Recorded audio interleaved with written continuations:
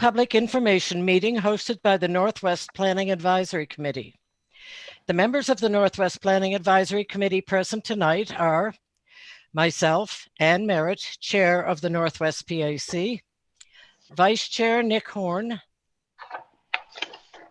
Deputy Mayor Tim Oathit, Councillor Kathy Diggle-Gammon, Stacey Rudderham, Jacqueline Levere, Gina Jones-Wilson, not seeing her, Jordan Foster, Ryan Donato, Donalda McIsaac, and guest Councillor Paul Russell. The HRM staff members present are Sean Gillis, planner for case number 22267, Miles Agar, principal planner, Andrea Lavassi Wood, legislative assistant, who will manage the participants list for tonight's meeting, and Alicia Wall, legislative support, who will be recording minutes of the meeting. Representing the developer on behalf of the Stevens Group, Shelley Dickey of Shelley Dickey Land Use Planning, and on behalf of Bedford Holdings Limited, Chris Marquez of ZAP Consulting Incorporated. This meeting is intended to allow HRM planning staff and the developer to provide information, hear from you about the proposed development, and answer questions. This meeting is being held virtually due to the public health restrictions limiting the size of public gatherings due to COVID-19. The public information meeting for case number 22267 is being held over 3 nights on May 26th, 27th, and 31st. Tonight's meeting is the 3rd and final session. As a reminder to all speakers and those watching from home, in order to have signed up as a speaker, the deadline was 3 p.m. on Tuesday, May 25th. There are 20 registered speakers for tonight's session. The Northwest Planning Advisory Committee is a volunteer committee made up of residents and local councillors. The committee's role is to listen to staff and the public and to provide feedback to the Northwest Community Council. Your comments and questions are being recorded and will be provided to members of the Planning Advisory Committee, staff, the developer, and the Community Council as part of the planning process. We want to remind you that written submissions can be made to the Planning Office or the Office of the Municipal Clerk and will be included as part of the public record. The agenda for this evening is a short presentation on the proposed development from HRM planning staff, comments and questions from the public, planning staff response to questions, and comments from the applicants. So now we will move to the presentation. Sean, if you're ready, could you begin your presentation now? Thank you, Madam Chair. So as mentioned, while we wait for the slideshow to come up, my name is Sean Gillis. I'm a planner with HRM, and I'm working on this case. And this is a meeting to review the proposals and the study area near Dartmouth Road and Wardour Street. So next slide, please. So this is a view of the study area, and this study area, Regional Council in November of 2019 started a process to look at changing the land use policy and the zoning within this study area. And the council direction was that we could consider allowing apartment buildings and townhouses within this study area, as shown on the map. And specifically, the process will look at changing the Bedford Municipal Planning Strategy. I will often refer to that as the land use policy, and also the Bedford Land Use Bylaw, which I will often refer to as the zoning or the zoning bylaw. Two buildings are currently proposed within the study area. One is at the corner of Dartmouth Road and Wardour Street. It's being proposed by the Stevens Group. And the second is behind the Wardour Center on a parking lot, and that is being proposed by Bedford Holdings Limited off of Wardour Street. Next slide, please. So we're going to take a look through and around the study area. This is Stone Terrace from the end of the cul-de-sac looking towards Dartmouth Road. You can see there's mostly single unit houses, entirely single unit houses, excuse me, on Stone Terrace. Next slide, please. This is coming out to Dartmouth Road. On your right, you can see Wardour Street.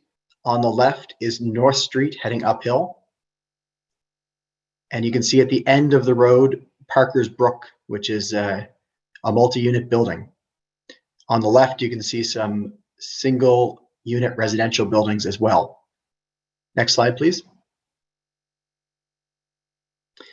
This is from pretty much the same location as the previous picture, but we're looking across the street and an office building and Masonic Lodge fronting on Dartmouth Road. Next slide, please. This is Main Street, which is behind Dartmouth Road up that hill. So again, single unit is the building form in this area. Next slide, please. Back to Dartmouth Road, a little bit farther along the street, where you see the trees on the left-hand side. Most of the buildings in there are on large lots, and they are primarily or exclusively single unit dwellings. Next slide, please.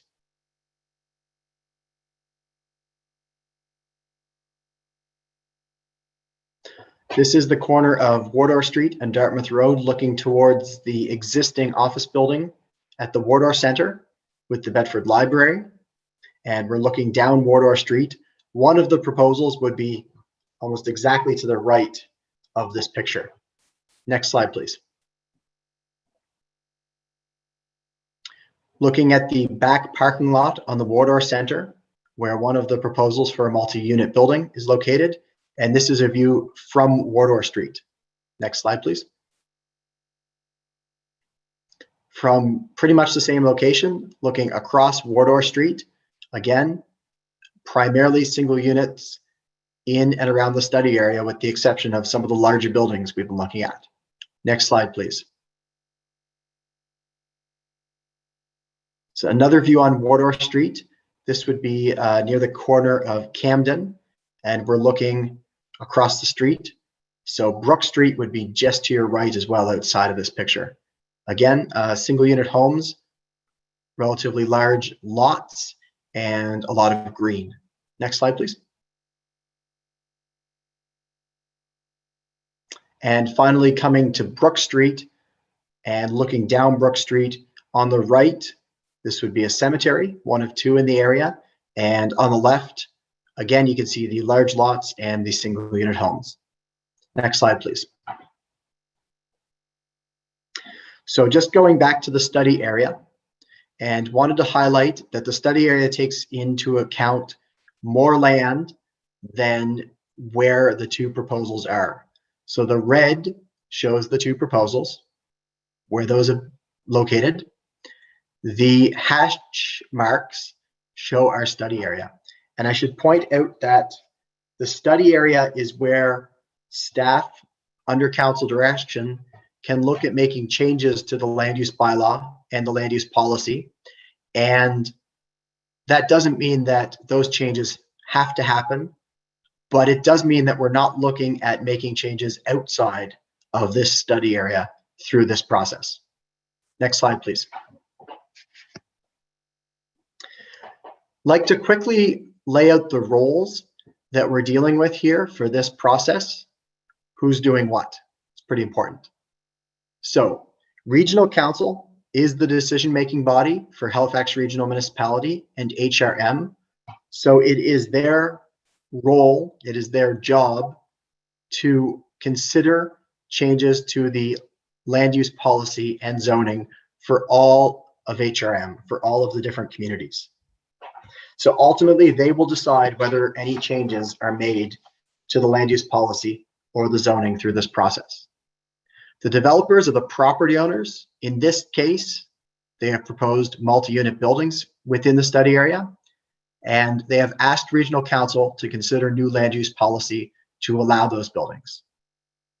Residents are people living in the Fort Sackville neighborhood and throughout Bedford. They're the property owners and renters, and they have a stake in the neighborhood and are interested in how it develops. HRM planning staff has a number of roles, but the biggest would be working with other departments like engineering to evaluate the proposal, providing Regional Council with options for land use policy and our recommendations, and executing Regional Council's decision, and of course, organizing and receiving public engagement. And finally, the Northwest Planning Advisory Committee, in this case, makes a recommendation once they have reviewed the project and discussed it among themselves. Next slide, please. So this is a public information session, a public information meeting. This is early in the process. The main thing to point out is that no decisions are made at any of these meetings. It's a chance for residents to provide their views and also to get more information. Next slide, please.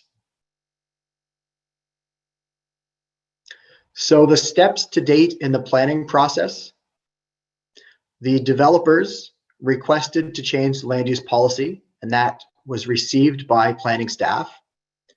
In response to the developer requests, staff wrote a report that went to council outlining their recommendation for a study area, and Regional Council initiated or started the process in November 2019.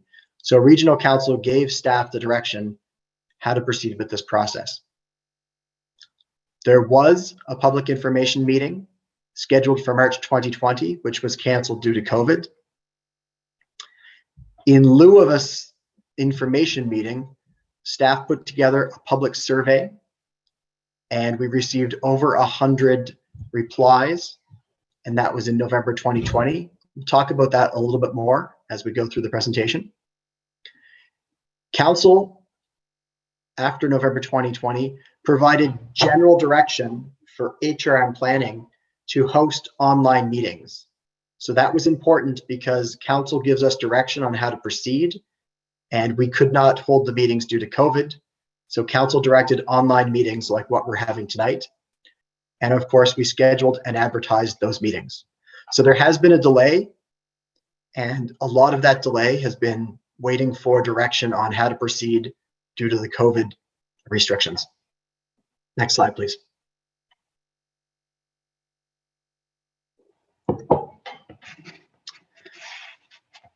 Want to give an overview of the planning documents that are guiding this process. One of them is the Bedford Municipal Planning Strategy. As I mentioned, I'll be referring it usually as the land use policy, and the Bedford Land Use Bylaw, which is commonly called the zoning bylaw. And these are the two local documents that we're dealing with through this process. The Municipal Planning Strategy provides the long-term guidance about what type of development is permitted, and it also provides high-level direction for the community of Bedford. And it's specific to the former town of Bedford, and Regional Council is the decision maker for this document. Similarly, the Bedford Land Use Bylaw, the zoning bylaw, is specific to the town of Bedford, and it provides specific rules for what can be built, following the direction of the Municipal Planning Strategy. And it's done by zoning different properties for different uses, for example, residential or commercial. And the zoning bylaw also specifies what types of buildings are allowed, how big buildings can be, how far buildings must be from property lines in the street, and also how much parking can be provided. And there's more in there as well. The HRM Regional Plan and the Integrated Mobility Plan are both plans that provide direction at the regional level. So the regional plan applies to all of HRM, and it provides high-level direction on where new housing and services should be provided. An important focus of the regional plan is to provide enough housing and to put it in places where there are existing services or services can be easily provided. And the need to provide housing is important, as HRM is currently one of the fastest growing municipalities in Canada, and housing of all types is in high demand. Next slide, please. So within the study area, this is the municipal planning strategy, and it shows the designations that apply. So the designations are areas where there's the same sets of rules and there's the same land uses allowed. So you'll see residential is R. The bulk of the study area is residential. C is for commercial. Those are properties, primarily a couple of properties on Dartmouth Road. I is institutional. P is park. Those two designations, we have the school and the cemeteries, which get the I and the P designation. So the zoning for each property must correspond with each designation. For example, a residential zone falls under a residential designation. Specific to the Bedford approach, the Bedford land use policy, is that a zoning change that allows more units on a lot requires a change to the land use policy, not just a change to the zoning bylaw. So for example, rezonings from residential single unit to residential 2-unit or residential townhouse would require a change to this policy, not just a rezoning. Now, there are a lot of different policies that make up the land use plan, the MPS, but at a high level, it provides the following goals for the residential designation: to permit residential development to occur in areas where the municipality can economically provide services, to provide for a choice of housing types, to preserve the character of existing neighborhoods in their present form, to permit the full range of residential uses, and promote the neighborhood stability within established residential areas. Quite a mouthful, apparently. So that is a high-level overview of what the Bedford Municipal Plan proposes, the goals for the residential designation. And I'll note that when applying these policies, planning staff and regional council must often balance competing priorities. Next slide, please. So the study area, the zoning, or the Bedford land use bylaw.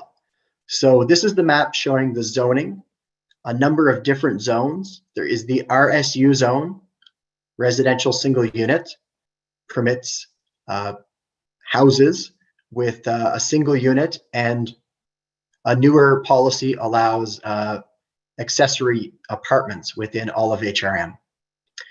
RTH is residential townhouse zone, allows townhouses. The general business district, CGB, that is a commercial zone which allows a wide range of commercial uses and commercial buildings up to a certain size. And finally, there's two other zones of note: the institutional, SI, and the P zone, again, school and the cemeteries within the plan area. And outside the plan area, I'm just going to point out that there is different commercial zoning on Sunnyside Mall and the areas around that. So that's the CHWY, CGB, and the CSC. So different approaches to commercial properties on that side of the rail line. And also want to note that zoning allows certain types of development to happen, but it does not force new development to happen. So if there is a rezoning, property owners can maintain their existing use. They're not forced to go to the new zone. Also really important to note that the study area we showed has the study area crossing people's property lines. And I have heard people, they've emailed me worried that we're going to cut apart their property. So for clarity, I just wanted to point out that the zoning in most cases follows property lines. And even if zoning doesn't follow property lines, the property underneath stays intact. So if we were, or if we did in anywhere in HRM, draw a line across a property and have it with two zones, that doesn't split the property in two. The property stays intact. What it would mean is each half of the property would have different rules about what could be built should the owners choose to build something new. Next slide, please.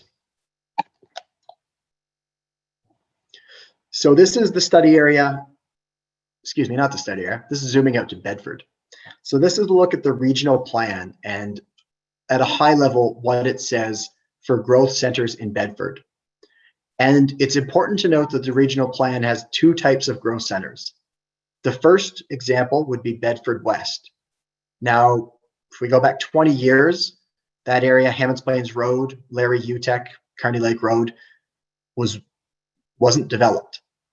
So Bedford West is a new development, new roads, new lots, new buildings, new parkland, schools, etc.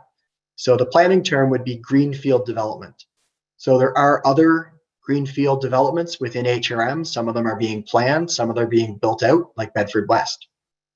The other kind of growth center, and Sunnyside Mall and the area around it, including the study area, and Mill Cove, are examples of growth centers where a community already exists.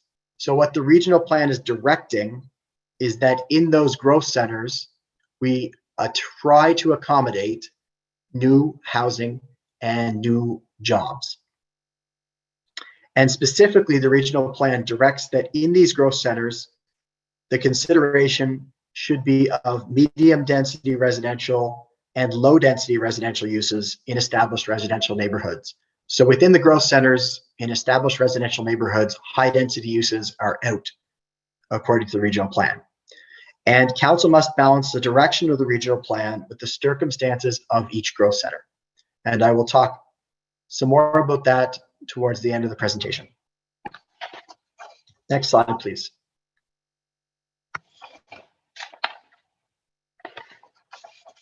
So again, we're back to our study area, and regional council has given us direction and what it was for staff to begin this planning process in response to two requests to allow multi-unit buildings. And so we're dealing with a study area, so there are more properties than just those two within our study area. And the requests for those multi-unit buildings are reviewed through this larger process. And the building types for staff to consider, what council told us to look at, are low to mid-rise buildings, could include multi-unit residential, such as townhouses and apartment buildings, and could include a mix of uses, including both residential and commercial in the same building. And regional council also gave conditions for new land use policy. So if staff is going to recommend changes, we have to recommend changes that provide acceptable transitions to nearby properties. So what that means is when there's a building, especially something bigger, if we're looking at policy for that building, we need to make sure that it sits well with its neighbors, especially smaller buildings. That it's pedestrian supportive and transit oriented. Basically that you can easily get out your front door onto a sidewalk and over to the bus stop, and is context sensitive. So we are going to have to take into account the different building types and the neighborhood form that we're working with in this area. And so at the end of this process, regional council will decide which land use approach meets these conditions. And if they feel it is appropriate, regional council can adopt new land use policy and new zoning. Next slide, please.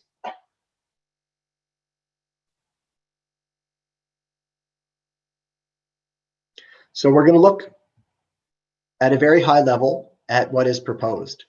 And the reason that this is a high level look is that these are concepts presented by the developers, presented by applicants, and they're conceptual. And also very important is council has said, we will consider multi-unit buildings, but staff can also consider things like townhouses.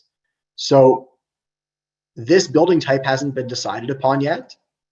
And we are considering if this is a potential approach, if this is a good idea here. So this is the proposal that fronts on Dartmouth Road and Wardour Street. So it's at the corner. This is the one that is made by the Stevens Group. It's 4 stories, a multi-unit building. It would be about 45 feet tall. So that's 4 stories, 14 meters if you like metric. 48 residential units proposed. And it would replace a number of existing lots. Next slide, please. So this is a site plan, and this shows the concept for how that size building could fit on the site. Next slide, please. This is the proposal that fronts entirely on Wardour Street in the parking lot behind the Wardour Center. 4 stories in the front facing Dartmouth Road, 5 stories at the rear, plus a rooftop penthouse for 62 feet in height, and 51 residential units. Next slide, please. A site plan showing how this building would sit on the Wardour site. Next slide, please.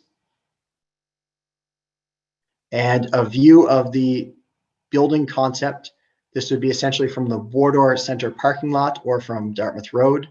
And this proponent is suggesting that commercial on the ground floor would be a good idea for their building concept.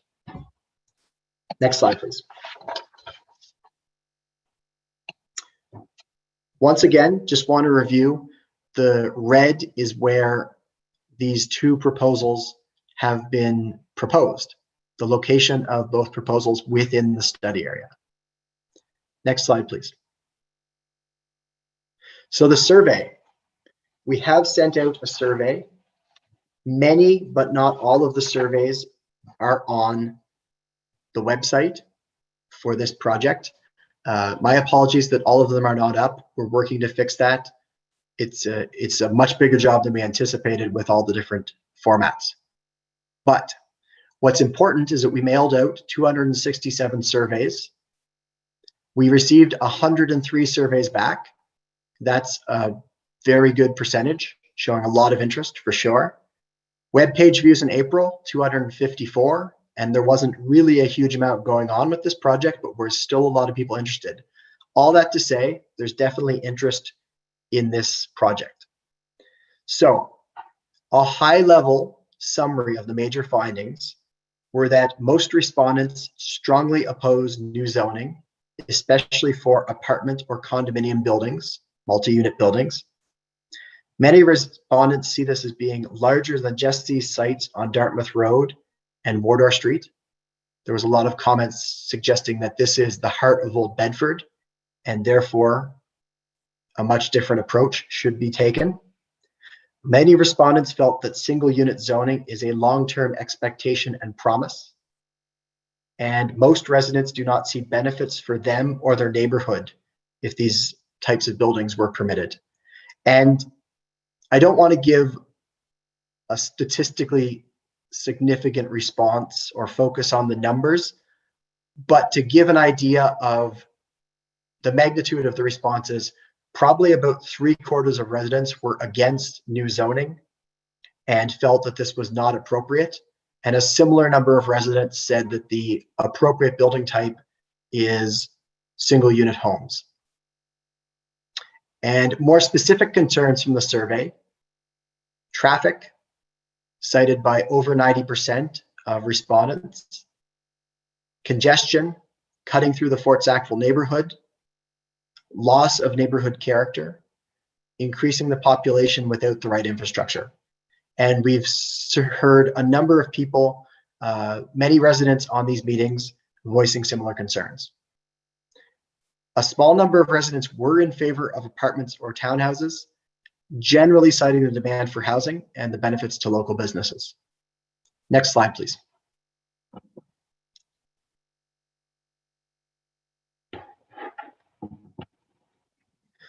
So I mentioned that we're relatively early in the process.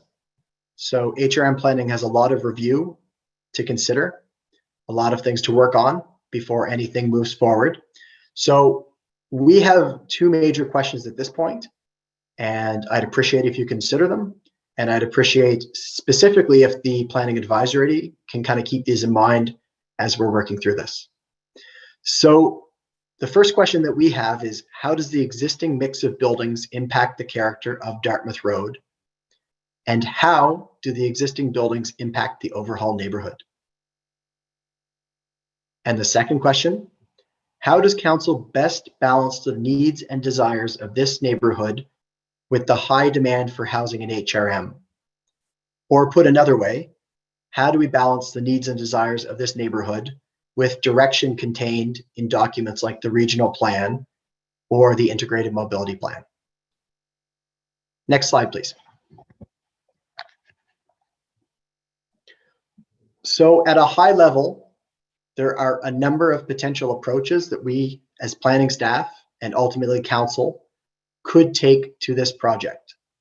One option, which we are considering, is new policy to allow multi-unit buildings in specific locations. And I'll stress that that is not across the entire study area.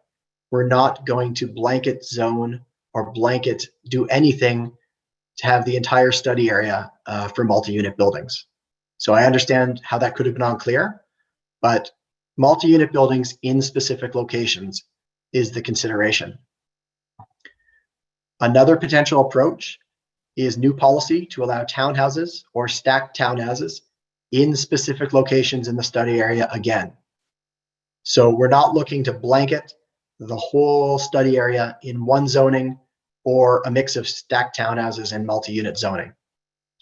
Another option is no changes to zoning or land use policy, and that could be on some sites, or should council choose, they always have the option of maintaining existing policy and existing zoning. And option number 4 would be fairly simply to mix and match the options above, different zones and different building types allowed on different lots. Next slide, please. So I mentioned townhouses and stacked townhouses. Townhouses are where you have units, they're connected vertically, and one unit per vertical, one unit stacked next to each other, a long ways along.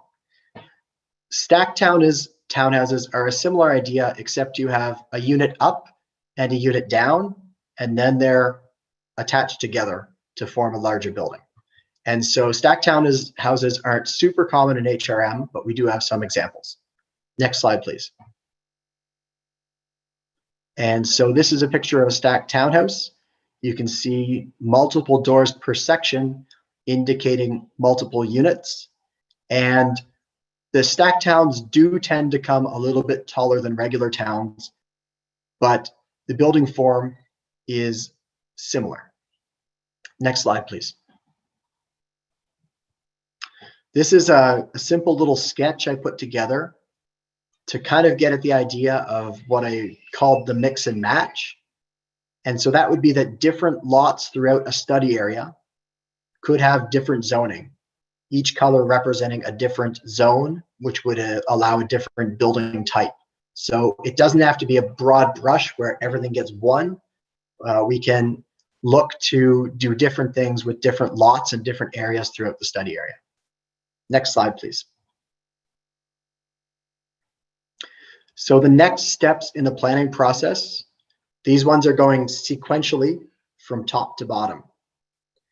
So after these meetings, HRM staff is going to look at all the stuff we have, going to package it all together, and we are going to present again to Northwest Planning Advisory Committee. And at that meeting, they will discuss, ask questions of staff, and they will make a recommendation. They'll put it in writing and vote on it. The next step after that is that staff goes and does the full analysis on the proposal, on the study area, and we put that into a staff report which contains our full recommendation. That staff report, alongside Northwest Planning and Advisory Committee's recommendation, is sent to Northwest Community Council, where they debate, talk about it, consider it, and then they make a recommendation to Regional Council, who are the decision makers. And that public hearing, pointed out here, the public hearing is another opportunity for residents to speak, in this case directly to Regional Council. And at that point, and only at that point, will a decision be made. Next slide, please. So I wanted to further point out that there are more opportunities to provide feedback, to ask questions. Written comments can be sent to Northwest Planning Advisory Committee. Written comments can be sent to Northwest Community Council. Written comments and the option to speak are available for the public hearing. And you can always email or phone planning staff. And if you're unsure of when or where or how to send your feedback, simply send to clerks@halifax.ca, and somewhere in your message put case 22267 and send your feedback, and they will route it to the right place at the right time. Next slide, please. So I just want to reiterate with the next steps that a decision can't be made until after a public hearing happens. And at the public hearing, the residents are again invited to speak before council. Next slide, please. So that is the bulk of my presentation. And there was a request from the last meeting for staff, myself, to go over questions that were asked but not properly answered. So I am going to do that. Andrea, if you could turn off the presentation, I think that's probably best at this point. Thank you. So I'm going to queue up these questions, and we will go through them one by one. And the reason is that this will now be part of the public record, and everyone who views this can now see the answers to these questions. Okay. So one question at my last presentations, I showed a map showing the Sunnyside Mall being an urban district growth center with a circle. So the question is, what is the source of the map that I presented, and what is the legal definition in law of the Sunnyside Mall Urban District Growth Center? So the Sunnyside Mall Urban District Growth Center is defined by the Settlement and Transportation Map, which is map 1 of the regional plan. And if you're trying to find that map, it's not in the text of the regional plan. When you go to the regional plan website, there is a separate section with all the maps listed. So if you can't find it, email me. So the dot on that map and the associated policy is the definition of the growth center within the regional plan. And so that is the legal document guiding regional growth. And the policies for the growth center, to further help define it, what to do with it, are in section 3.3 of the regional plan, and table 3.1 lays out the objectives for different types of growth centers. And that includes the goals for density, and that's under a section called land use and design. And the goals for density in the urban district growth center are: consider a mix of low, medium, and high density residential, commercial, institutional, and recreational uses. And in established residential neighborhoods, consider low to medium residential uses. So that is the the above noted policy, that is the existing policy for the growth centers. And the second question was on the Sunnyside Mall and the Sackville Rivers floodplain. So the question is, how is the Sunnyside Urban Growth District impacted by the 2018 Sackville Rivers floodplain study? And how has the concept of the Sunnyside Mall area as a growth district been impacted by these floodplains? And the entire area east of the CN rail tracks has been identified as a 1 in 20 year floodplain. Is it possible to increase the density in the area as envisioned? So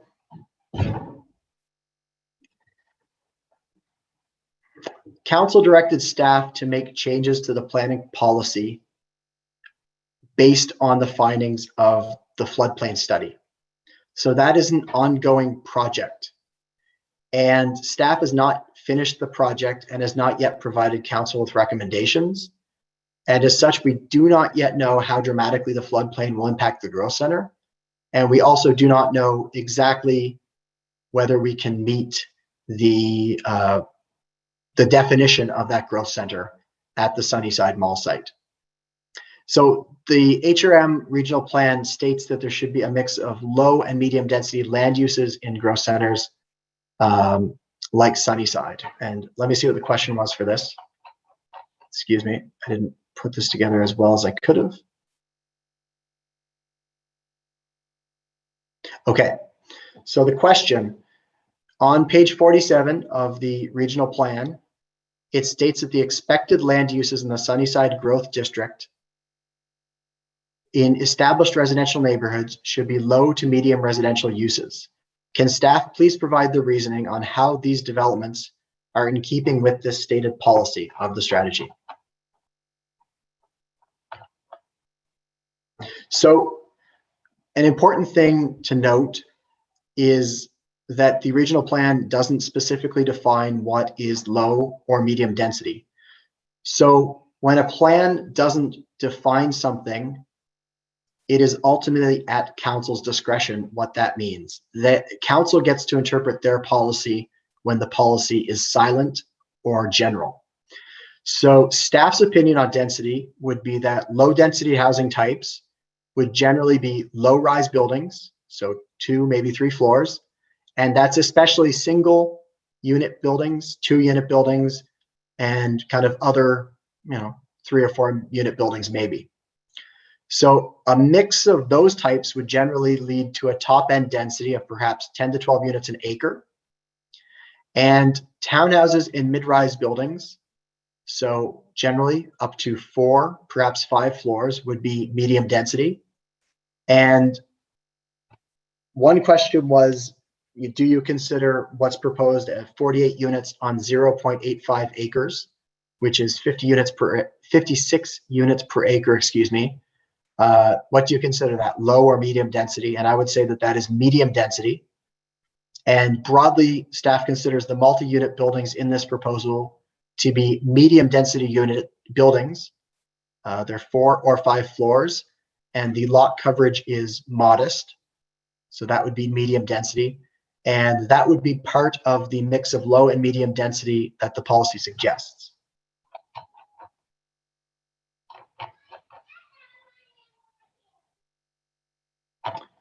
If the Bedford MPS was to be amended as is being requested, would the developer be required to follow the currently proposed plans, or once amended, would they be free to change their designs to build whatever they wanted as of right?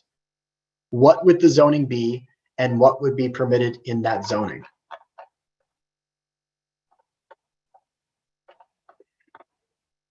So as of right development is development that meets the zoning bylaw. So it would depend greatly on what policy and zoning was put in place.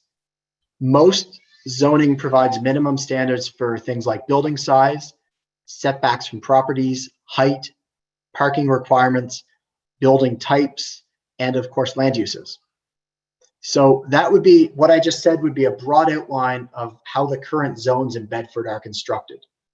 So if new zoning was put in place, the design of the building could change as long as it stayed within the boundaries set out by the zone. That is not the only option, however, for zoning. Zoning can set much more detailed regulations on building design, style, materials, buffers, landscaping, and those can be tailored to a site or an area. So again, if a zoning approach was taken to allow multi-unit buildings or townhouses, the developer would be required to build within the zone boundaries as set out by a council. So under a zoning approach, yes, the design could change, but within set boundaries. And I think implied within that question is, if we make policy B, can they come back in 18 months, 4 years, whatever, and say, no, I really wanted policy C, which is bigger. And in that case, it's very unlikely that planning staff would support a new policy or a review of the policy, because it would be pretty new and we would have gone through this process. A question: have the proponents of either case made representations that their developments will meet the aims of policy R18 and R19 of the Bedford MPS? No is the answer. And those two policies speak to providing housing choice and council working to provide a broad variety of housing for people who might be harder to house, seniors, that sort of thing. The question: could planning staff explain how a 48-unit apartment building is in keeping with policy R8 of the Bedford Municipal Planning Strategy? So I'll read policy R8. I'll read part of it that is relevant here. Policy R8, it shall be the intention of town council to promote neighborhood stability within established residential areas which are zoned for residential use on the zoning map. Established residential areas are those which are designated residential and residential reserve on the generalized future land use map. This area is residential. It's designated residential, so for clarity there. A plan amendment shall be required in order for town council to consider rezoning or development agreement applications which would seek to increase the number of dwelling units or alter the land uses. I'm also going to point out something else from the residential objectives, which is also part of the policy, part of the broad policy set, not policy R8. And that is to provide for the preservation of the character of existing neighborhoods in their present form. So we have two related goals: promote neighborhood stability within established residential areas, and the stronger policy, preserve the character of existing neighborhoods in their present form. So going back to the question, how is this 48-unit apartment building in keeping with policy R8 of the Bedford Municipal Planning Strategy? So the short answer would be that a 48-unit apartment building may not be in keeping with this policy. And council has directed staff to review the land use policy for the study area. And this includes considering potential options that do not meet or are not in keeping with existing policies or goals of the municipal planning strategy. And council has the ability to review its land use policy and consider new approaches and goals. And so the longer answer, and this is kind of general to policy, I would say. This is how land use staff works with policy and how we direct council to consider policy. Direct is the wrong word. How we advise council to consider land use policy. I would say that it depends on how much emphasis is put on different aspects of the policy and how you define and interpret each term. So the challenge, the first one, the open question, if you will, is that there's two related policies saying similar but different things. So promoting stability is similar to keeping neighborhoods in their present form, but it's not the exact same thing. The second is much stronger. So is it the first or is it the second? It's not clear in the policy which one takes precedence. A second practical problem, if you will, would be what do we mean by in their present form, neighborhoods in their present form? Or how literally do we take this policy direction? What examples from within the established neighborhood do we draw from? So another practical example from the Fort Sackville neighborhood is that there are existing townhouses in the neighborhood near John Gorham Lane, or on John Gorham Lane, I suppose. Are townhouses in other locations potentially part of the present form if we were to put them in? Or do we take a much more narrow view and state that the existing housing mix at all the locations is the present form? And so I hope that didn't sound too much like Bill Clinton's, well, it depends on what the definition of is. But when tribunals review how council interprets their policies, you do see these types of questions and these types of debates happening.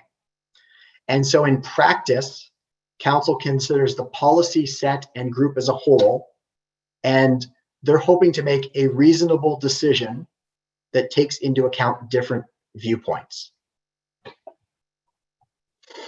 The next question, can city planning staff provide a rationale as to why policy R16, paragraph 11, subsection V, governing Bedford residential comprehensive development districts seemingly limits the number of apartment units to 35 per acre and a height of 3 stories? So the straight answer there would be that was the largest buildings and highest density that the town of Bedford wanted to see in those developments. And to quote from the MPS, which is the policy, while recognizing the need to permit development of multiple unit housing, council also wishes to maintain a small town character. So that's pretty much what they're trying to do there. Could planning staff explain the planning principles behind the inconsistency of not permitting this type of development in a new RCDD, but allowing them in an area not governed by an RCDD? So similar to a previous point, council can direct staff to consider new policy approaches that are different than the existing policy approaches. And the planning principles leading staff to consider new policy are laid out in the regional plan and also in the integrated mobility plan. And the regional approach that these two documents take could be described as smart growth or growth management. If you Google those terms, you'll get a whack of stuff. And these approaches, this approach is broadly an attempt to limit or control how fast the city expands outwards. So how fast new land is brought online and turned into new subdivisions or new communities. And there are a few major reasons why HRM, since 2006, when the regional plan came in place, is limiting that outward expansion. One is to limit the natural areas that are turned into housing to protect those areas. Two is to limit the amount of new roads, pipes, fire stations, libraries, hard infrastructure that has to be built and maintained. And finally, to create communities where walking, cycling, and taking transit is more desirable. So within that approach to compensate for reduced outward expansion, the approach is to direct some new housing into areas that are already built up. And some of these built up areas are highlighted as growth centers in the regional plan. And at a macro level, those were chosen because they have access to existing services and are in places that are served by transit now and can most easily be served by improved transit. And they're often centered on commercial areas with a lot of parking, so Sunnyside Mall. And the goal would be for those commercial properties and parking lots to redevelop with larger buildings and more residents. And as noted above, for the Sunnyside Mall site, an open question with the floodplain study going on. More specifically, when planning staff is considering locations to put different building types, we look for main roads and for commercial properties. We look to main roads because that's usually where the services are. Example, transit, in this case, a library.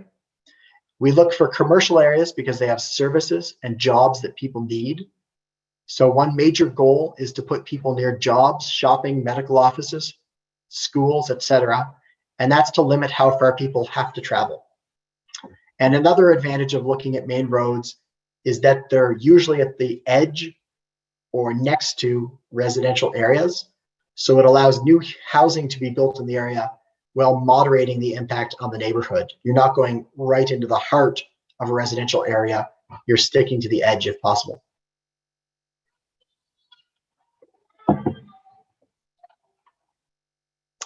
Question: what is the legal order of precedence for the many planning strategies and zoning bylaws outlined? For example, does the HRM regional plan from 2014 override the Bedford MPS and Bedford bylaws? How are conflicts between them resolved? So with the Bedford MPS, the policy, and the Bedford land use bylaw, the land use bylaw is subordinate to the MPS. The land use bylaw implements the policies of the MPS. So the MPS sets direction, the land use bylaw is directed by it and has to match the MPS. That one's fairly straightforward. The regional plan and the Bedford MPS, neither takes legal precedence over the other. So the regional plan does identify all the other municipal planning documents. There's one for a lot of different communities. They each have their own as being secondary plans. So they do sit under the regional plan, but the regional plan provides direction generally at a high level. So it's, as we've seen, low to medium density. It's not super prescriptive. So within that direction, there's a lot of leeway for council.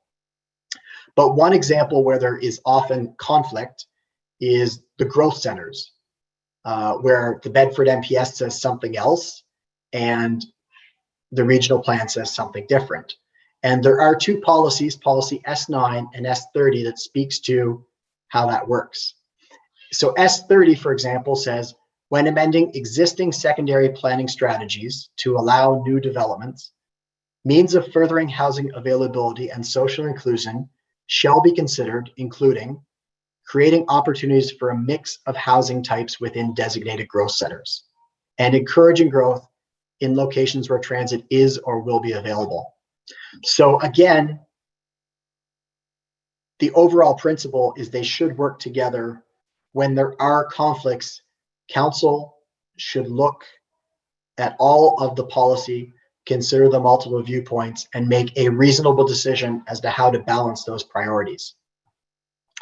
The final question: why does HRM's planning staff give greater weight to objectives of the HRM municipal planning strategy over the Bedford municipal planning strategy if that bylaw is indeed still in effect?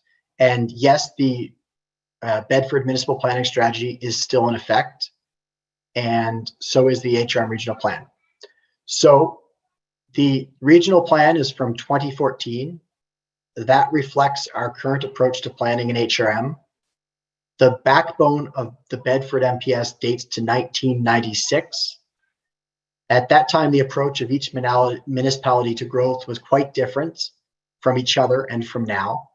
And the regional planning approach, what we had, was much different than what we have now. Also, the regional plan does provide specific direction to consider low and moderate density housing within growth centers, like Sunnyside Mall Growth Center. So while the regional plan doesn't give us specific direction on how we do it, it does give specific direction for council and staff to look at that. So Madam Chair, thank you. And I hope that provides a lot of info for people to chew on. It's a big process we're working with. So thank you.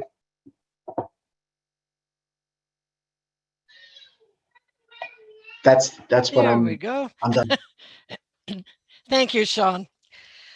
Okay, now just a few reminders before we go to the public speakers. We want you to share your questions and comments about case number 22267, Dartmouth Road and Wardour Street in Bedford. The legislative assistant will call 3 speakers' names at a time to help you prepare for speaking. If you're using a phone, keep your phone muted until you hear your name.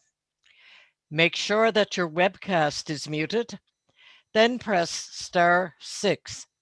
You'll hear an announcement say that you're no longer muted. Don't speak yet. When I call your name, you may unmute your mic and begin speaking. You will have up to 4 minutes to speak. Each speaker is asked to begin by stating your name and the name of the community in which you reside for the record. Keep your comments respectful, on topic, and directed to the chair. Once you've finished your comments, please hang up your phone or leave the Zoom meeting and watch the rest of the meeting using the webcast. The link is available at the halifax.ca agenda page for this meeting. Due to the number of speakers registered for this evening's meeting, I will ask the planner to make note of all questions asked by speakers so that the planner can answer all questions after speakers number 6, 12, and 20 have spoken. Participants who go beyond the time limit or do not respect the rules will be asked to mute themselves or to leave the meeting. If, as a result of the comments made during this meeting, you have additional questions or comments, participants are invited to contact the planner, Sean Gillis. I will now ask the legislative assistant to call upon the first group of 3 registered participants. Thank you, Madam Chair. And I just want to let everyone in the meeting know that I thank them for their patience with the answers that Sean provided for the questions that came from night 2 of the PIM.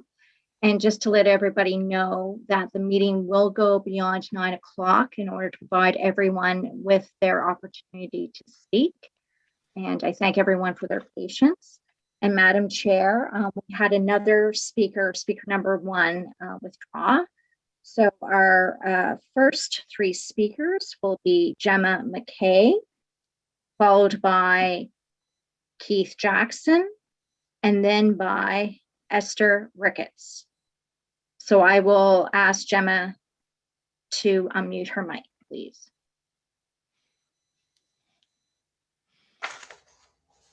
Hello, Gemma. Hi, how are you? Fine, thank you. And you have 4 minutes. You may begin now. Thank you. All right, thank you for allowing me to speak tonight. I'd first like to introduce myself. My name is Gemma McKay.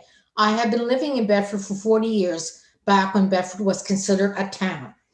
I'm certain that most of us attending have feelings of unease surrounding the proposed buildings that are intended to swallow the Bedford Center and Bedford Legion area. For myself, I am mostly concerned, especially since my property lies parallel the Bedford Center. Therefore, I hope to mention 3 concerns of mine, even if they have already been mentioned. The first is rats and other infestations. I can say that the development of apartment buildings will create greater opportunities for more infestations. With apartment buildings, an increased amount of trash will be disposed of and stored by its tenants. Typically, there is usually a location where the trash is stored with most commercial buildings, like at the back of its parking lot. With the increased storage of trash, that ideals before the garbage truck comes to remove it. Rats and other wildlife, like raccoons, will be attracted to our area. It makes me wonder, well, we as homeowners be responsible for damaged wildlife bringing to our property only because their presence has now been increased because of their apartments. Lack of privacy. As stated, I live immediately next door to the Bedford Center with a massive library parking lot removed for the proposed high-rise. How much closer will that building be to my home compared to the library? It's quite unfortunate to think that I cannot look outside my kitchen window, the one facing the library, and see a building blocking my view. Also, the idea being able to look across the short distance between my house and the proposed apartment and see inside my house a space of privacy is anything but private. I do not think that it is fair that I will have to live with my blinds always closed while it's quality of life for the people that have been living comfortably here for countless years. Increased traffic. I'm concerned about increased traffic, especially the rush hours. The road is typically congested especially the lack of traffic lights controlling the flow. Also, my street has one surrounding in it, like Perth, Camden, and Brooks, remaining relatively quiet aside from the roughly 2 hours a day when parents dropping and picking up children from Fort Sackville School. With the proposed apartments, I question whether the increase in cars that come with the tenants will create congestion when getting onto and off of Dartmouth Road. Further, I question the increase in noise pollution that will stir the current residents and wildlife that tends to peacefully coexist in this area. Closing, as with anything, we must be able to work together as a community to ensure our sustainability, whether that be of values, locations, and opportunities. The apartment that case 2267 address will disturb the Connect neighborhood that characterizes this community. I am sure others will agree when I say that this area is our home, not a commercial area. This area is a neighborhood, a community where families can come together, build bonds, and flourish. Will our community be the same if we have apartments touching the four corners of Dartmouth Road intersection? I strongly doubt it. Therefore, I'm against these apartments, and I hope you are too. Thank you. Thank you very much. You can mute your, I guess you've already done that. Thank you. Okay, our next speaker then is Keith Jackson. Hello, Keith. Thank you, You have 4 minutes. You can begin now. Thank you, Madam Chair. My name is Keith Jackson. I live at 17 Camden Street with my wife, Dr. Jacqueline Cloney. My wife and I were shocked to see the proposed developments for Fort Sackville, which we totally oppose. If these changes are allowed, quality of life will be traded for growth. Apartments will eventually stretch from the Dartmouth Road to the shores of Bedford Basin. In my opinion, we are not here to discuss case 22267. This process is designed to create a zoning strategy that will allow developers to construct multi-story buildings that exceed the scope of current zoning bylaws. The fundamental protections afforded to us under the land use policy and the zoning bylaws will be diminished. The new zoning threatens all Bedford neighborhoods. What are the details of the new zoning strategy? What is the height of the building allowed? What are the amendments that will enable the new zoning? There must be a conceptual document or draft wording for the changes. We cannot comment on the substance of the land use policy and the zoning bylaw amendments if we cannot see them. How will the zoning map of Bedford be redrawn? Who will decide what areas become multi-use residential and commercial zones? Are the proposed land use policy and zoning bylaw amendments local in nature, or do they have broad application to all of Bedford? Should these policy changes be more properly included in a comprehensive plan review rather than a planning application? How will stable neighborhoods like Fort Sackville be protected from exploitation by developers? Both the regional plan and the Bedford MPS have objectives that protect neighborhood stability. Zoning is a critical instrument that stabilizes existing neighborhoods. Changing the zoning in a neighborhood destabilizes the neighborhood and opposes the objective. The town of Aurora has a stable neighborhood plan. Here, growth objectives exist, but older distinct residential neighborhoods are named, protected, and enhanced. Incompatible development is prohibited. Stable neighborhoods evolve and grow, but they are protected by controls. No new apartment buildings, maximum height of 3 stories. New development respects the physical character and use of the surrounding area. Fort Sackville dates back to 1770, but is not protected by such a plan. Planning for growth is not about growth at all costs. It is about balancing reasonable growth with the protection of existing neighborhoods. This ensures the stability and vibrancy of the stable neighborhoods as assets to the municipality. Wikipedia says that one use of zoning is to preserve the character of a community. Changing the zoning in the neighborhood changes the character of a neighborhood. Fort Sackville and Bedford are under attack. Please defend us. Please read at least a few of the 100 surveys submitted. Feel the emotional distress of the residents expressed in their own words. Drive to Larry Utek Boulevard, then come to Fort Sackville. Ask yourself, is a multi-story apartment building compatible with this tiny sanctuary? Will it make Bedford a better place? Save Fort Sackville, recommend against these developments. Oppose the changes to the land use policy and zoning unless protections are put in place to defend stable neighborhoods. Slide 1, please. Wardour Center is on the left. The trees here have been growing for 30 years, since 1991. On the right is the apartment building under study. The tall trees here are the taller ones are the natural trees. Notice the difference in the height of the trees, even though they're across the street from each other. You have Notice the 30 tall, seconds. thank you. Notice the tall tree on the right. Please, slide 2, please. My wife is standing at the base of this tree. This is one of the trees on that proposed lot. The trees on that lot tend to follow the property lines and could be saved if the houses were rebuilt in that area. So by rebuilding the houses there, the trees would be saved. If we put up the apartment, most of that area would be raised. Please save Fort Sackville. Thank you, Madam Chair. Thank you very much. Okay, and our next speaker is Esther Ricketts. Esther, could you unmute your mic, please? And you've moved on me. You're muted, Esther. Can you unmute? There you There you go. go. Yeah, thank you very much, Esther. And you have 4 minutes. You can begin now. Good evening, Madam Chair and council members and everyone participating in this meeting. My name is Esther Ricketts, and my husband and I moved to Main Street last fall.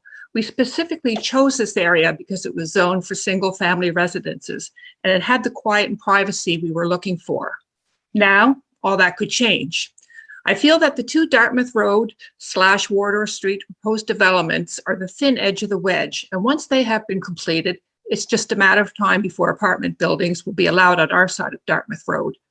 The proposed zoning reaches up into my neighbors' backyards across the street. As we live on the top of the hill, we could potentially be overlooking these apartments in our neighbors' backyards. Not only will this be a huge loss of privacy for us, but given the current trend of putting rooftop patios on top of apartment buildings for tenants to use for partying and entertaining guests, we could be faced with untenable noise situations. Another concern I have, given the scope of the proposed developments, is that we will be subjected to potentially many years of construction noise, jackhammering, drilling, blasting, truck traffic, etc., every day from 7 a.m. until early evening. Even if there are bylaws that limit construction hours, we all know they are difficult to enforce, and it's not unusual to hear and see construction going on after business hours or on weekends. Although I have many concerns about the proposed zoning changes and developments, the last one I will address here tonight is the traffic issue. This end of Dartmouth Road is already heavily congested, especially during rush hours. It's difficult to imagine hundreds of more cars adding to the existing problem. In closing, I would like to say that it is difficult to deny that even low or medium density housing will not change the character of this neighborhood. It will impact traffic, noise pollution, and potentially our safety. We would like our neighborhood to remain as it is for our quiet enjoyment and privacy. Any new development should be restricted to single-family dwellings. That is what we bought into. Thank you. Thank you. Okay, our next speaker is Max Casper. Hello, Max. Can you unmute your mic, please? Down at the bottom. Yeah, there you go. And hello, Max. You have 4 minutes. You can begin now. Thank you. Sorry, I'm not hearing you. Your mic doesn't seem to be working. No. Is it plugged into your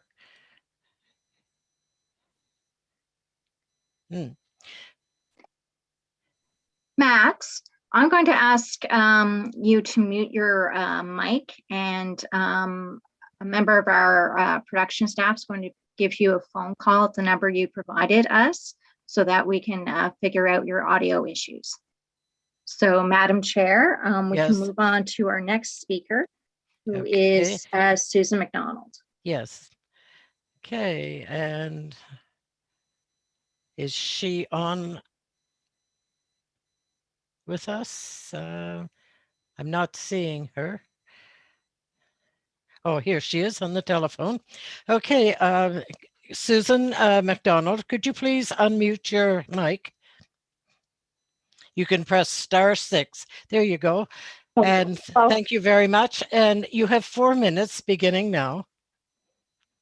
Thank you. It's Susan McDonald. I live on Wardour Street, and I would like to address the feelings of anger and betrayal that are present in many of the surveys and that have been expressed by residents at these meetings. There is an implied social contract between government and citizens. Government makes and enforces rules.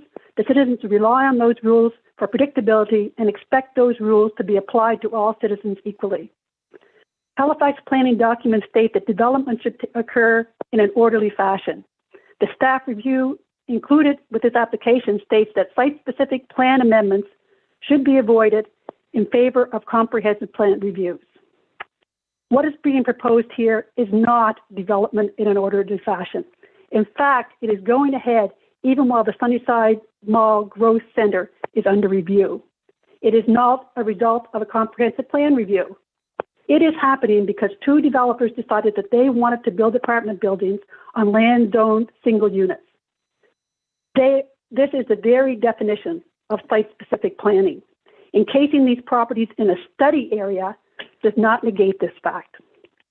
In one case, the developer purchased 4 affordable housing, single-family homes, and tore them down, betting that they would be able to get the zoning changed to multi-unit. In the other case, the developer tried during the building of the Wardour Center to have the zoning on the property changed from single-family unit. This was denied. The developer then entered into a development agreement allowing them to use it as a parking lot even though it remained RSU zoned. This developer now wants to break that development agreement and try again for rezoning to build an apartment building. Both of these buildings, proposed by developers and brought forward by staff, do not come close to complying with the current bylaw requirements for MSU zoning. They both exceed the maximum units allowed. They both are well over the maximum height. They both have half the number of required parking spots. They exceed allowable lot coverage and do not provide minimum required setbacks. All of this reinforces the idea that developers do not expect to have to abide by the existing policies and bylaws that the rest of the community live by and rely on. They expect that policy and laws can be changed on request to fit their desired goals. If this rezoning to MSU goes ahead, the Fort Sackville neighborhood will be betrayed. The residents in this area followed the rules, invested in, built, and renovated properties according to the rules laid out in the MPS and Bedford bylaws, and expect others to do the same. We feel the city's own policies and laws are not being followed and that the social contract is broken. If the proposed RMU go ahead, this will definitely be the first step down the slippery slope. Both the developers proposing these apartment buildings use the existence of the Parkers Brook building in their justification for why their building should be permitted. If allowed to go ahead, other developers will do the same with these proposed buildings. Once we start down this road, it is impossible to turn back. Bedford has seen a huge amount of development in the past 10 years, and much more is in the pipeline. These multi-unit buildings are going up all around us. Surely they do not need to be everywhere. Someone has to step up and save one of the most historic neighborhoods in Bedford. We are counting on you to draw the line here and recommend against these zoning changes. I have 3 questions. Question 1, does this application change for the Bedford MPS? Does it change areas outside the study area while avoiding a comprehensive review? Could it be used as precedent for further changes in other areas of Bedford? Question 2, this application has been presented as residential single unit to residential multi-unit as outlined in the bylaws. Is a new zoning category actually being considered, which would allow these 2 buildings, which are not permitted under the MSU, to be built? If so, why has this not been made clear? And if not, is it the plan to completely rewrite the Bedford bylaws for residential multi-unit buildings so that these types of application buildings could go ahead? And my final question, I know I'm squeezing the time in. If next year a developer proposed a multi-unit building on Brook Street, what would be the response from Halifax Planning? Thank you very much. Thank you very much. Hi, Madam Okay. Chair. Yes. Hi. We've been able to touch base with Max, and he will be able to speak now. Okay. Thank you. Madam Chair, can you hear me? Yes, I can. That's Thank you. Sorry, my apologies. Okay, you have 4 minutes. Thank you. Thank you, Madam Chair, Mr. Gillis, staff, council members. My name is Max Casper. I live on Main Street in Bedford. Thank you for the opportunity to speak. It's important that you hear what the community you serve has to say.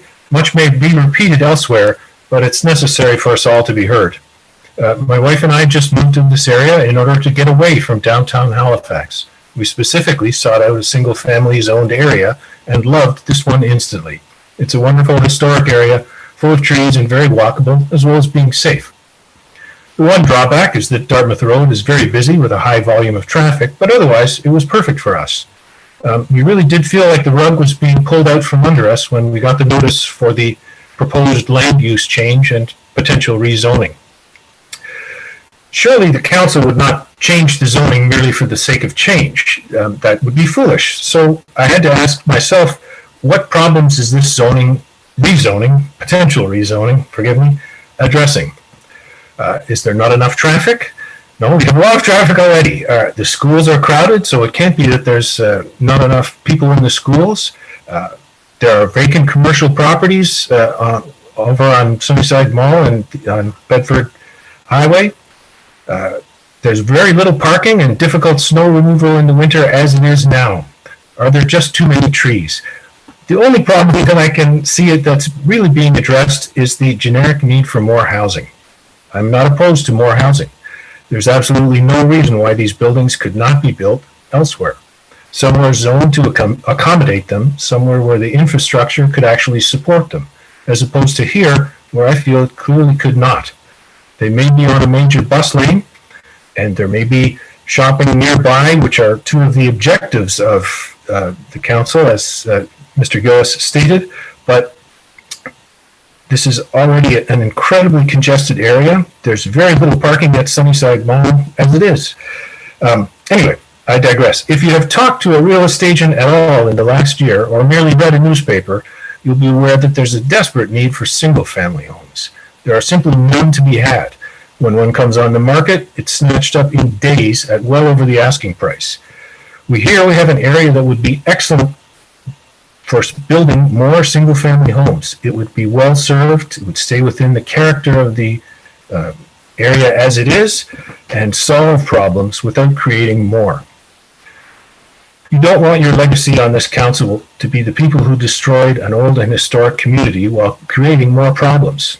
Not every place has to look and feel like downtown Halifax. It's okay to leave zones that are just for single homes. I urge you to create a positive legacy with the people you are charged to represent. Leave the zoning as it is and turn down these applications. Thank you for allowing me to speak. Thank you very much. Okay, who is our next speaker? Andrea? Yes, Madam Chair. Our next speaker is Linda Nagulik, and she is joining us by telephone. Okay, thank you.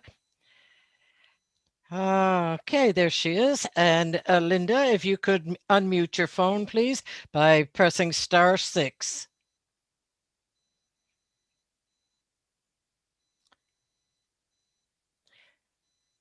Can you press *6 to unmute your phone, please? Linda? Okay. Hello, yes, Linda. There you go. Yes, you have 4 minutes and you can begin now. Thank you. Okay. A lot of what I was going to say was said by Keith Jackson, Susan McDonald, and Max Casper, and they gave me more ideas too. But I wanted to begin with the fact that 94G6 of the Municipal Development Plan, HRM 2014 under review, says that existing zoning plans and strategies remain in effect until amended or repealed by HRM, which means that the Bedford Development Plan and the land use should still be valid. The Bedford Plan emphasizes maintaining existing neighborhoods, the well-being and happiness of residents, preserving heritage, history, etc., and public consultation. Information and public consultation for this has been inadequate. A very small number of residents were surveyed, when really all residents of all the subdivisions which exit only onto Dartmouth Road or Fish Hatchery Lane and have no other way out should be included in this. And we do need a new survey that will include more. Those who responded or participated are all emphatically against this and gave many good reasons. And yet staff recommended that this proposal go ahead. Why are we doing this now?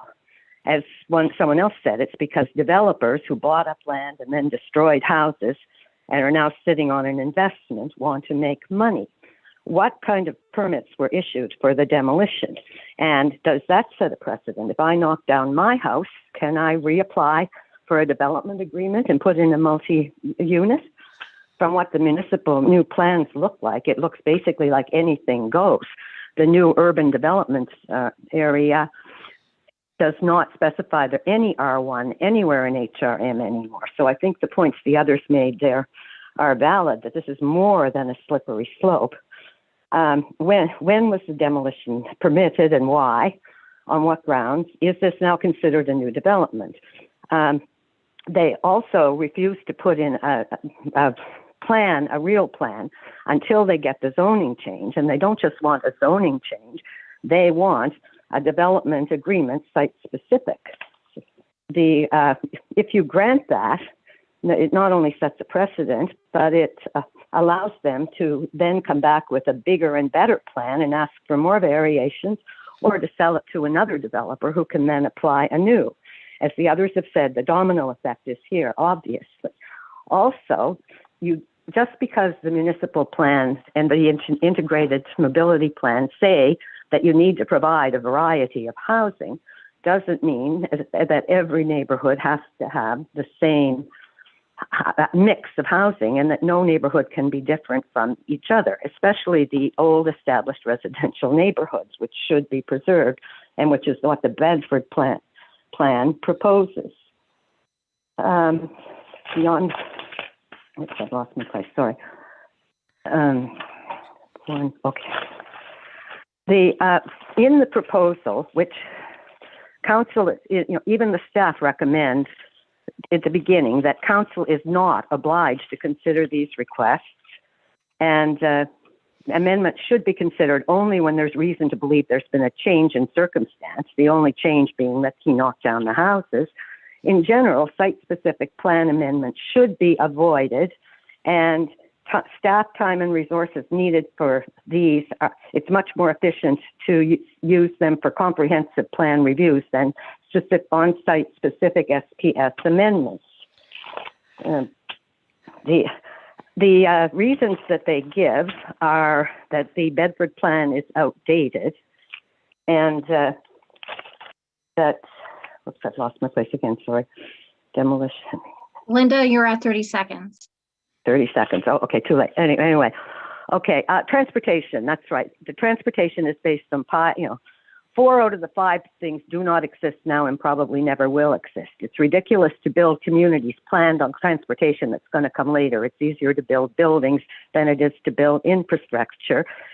And so I ask you to please delay this approval until you've done proper surveys of traffic, because the surveys in the proposals are outdated and small and inaccurate, and we need a lot more. There should be more discussion on this, so please delay. Thank you. Thank you very much. And you can mute your phone now again by pressing *6. Okay, that was 6 speakers in total, and we will now go back to Sean and get him to answer any questions that he's found there. You'll have to unmute yourself, Sean.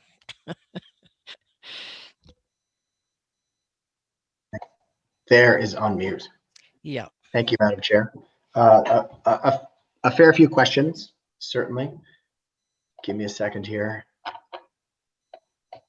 So the first question is, how much closer would a proposed building at Wardour Street be to the houses on Brook Street? So right now, and right now we're at 40 meters to the library building, which is ballpark 125, 130 feet. The concept as proposed is 37 feet from the back property lines. So that would be the difference there, 12 meters. The question of where are the details, what zone is being proposed? The simplest answer is planning staff is still gathering information. We have not made a recommendation on what zones or policy should be appropriate. And so therefore at this stage, we don't have that information. The question of when will that be available is when we went through the list, that will be available before this goes to Northwest Community Council. Also, we're anticipating that we will talk with PAC in some more detail about the options. Who will decide? Council is the decision maker. Staff is the group advising and also helping them put together policy.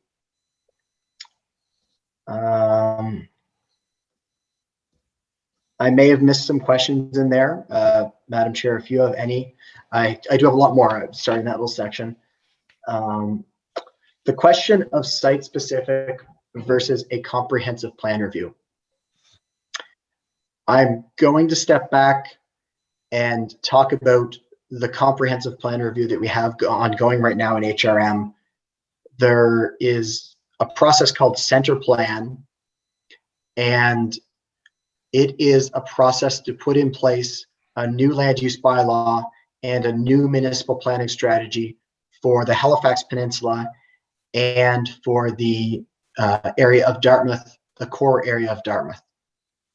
And that is a comprehensive exercise, which is different than what we're doing here, which is a small study area.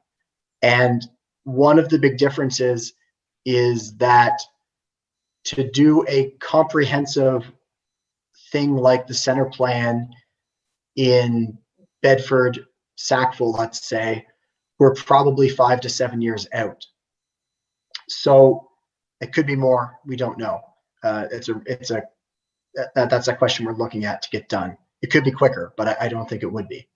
So what staff is looking at is, yes, a request from developers for housing, for multi-unit buildings.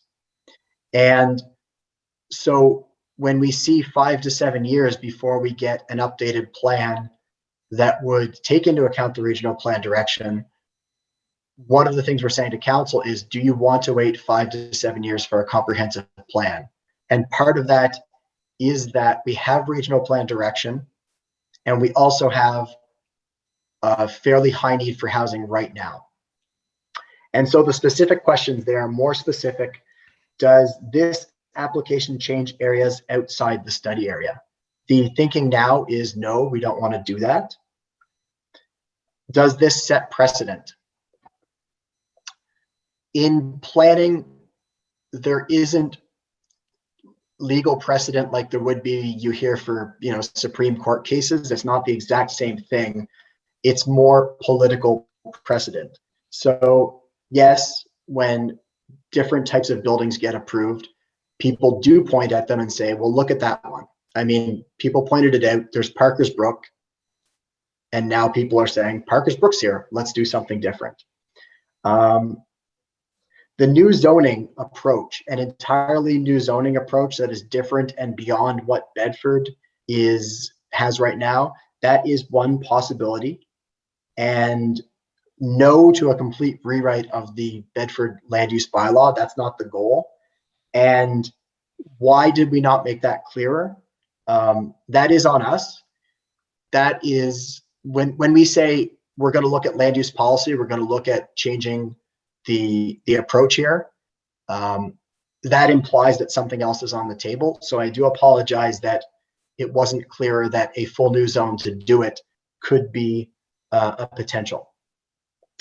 If someone looked at Brook Street for a multi-unit building of this size, the answer would, from planning staff, would very likely to be recommend against doing that project.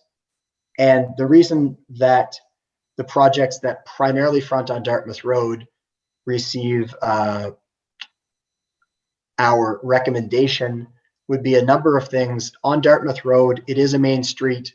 It is already has commercial buildings on it. So it on Dartmouth Road has a different type of building mix than directly in Brook Street, which is the core of that residential neighborhood.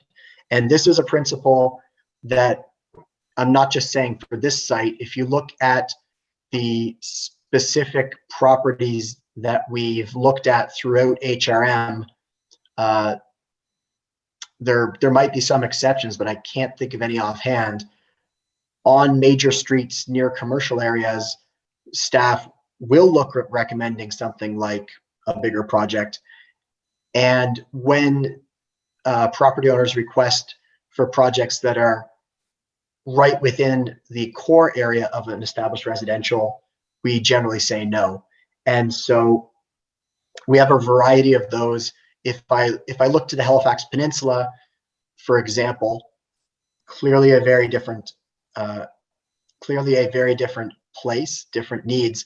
But for Quinpool Road, for example, gets a different approach than Pepperell Street, which is right behind Quinpool Road. Similar, Robie Street gets a different approach than the smaller streets next to it. So that's generally the approach that we've taken. I missed the policy reference, but there was a reference to a regional plan policy saying that the existing local plans, the secondary plans, are in place until amended or repealed. And that is the case. The Bedford MPS, as of today, as of tomorrow, until council makes a decision otherwise, is currently in place. And what we are doing is a land use policy amendment and potentially zoning bylaw amendments. That's what we're considering. And if I sound like a broken record, council does have the ability to change their policy. They do have the ability to change their approach, and they have the ability to change their goals. And so whether or not that is a good idea is a question, but whether or not they're able to do it is not a question. So we can look at this process. We do similar processes, and some result in changes, some do not. It was maybe a rhetorical question, but I'll take it as not, in the interest of trying to provide information. The question has been asked, what is the change in circumstances beyond a couple of buildings being torn down and individual property owners wanting something different? One of the big changes in circumstance is the regional plan. The regional plan provides a new approach for planning in Halifax, and that's been in place since 2006.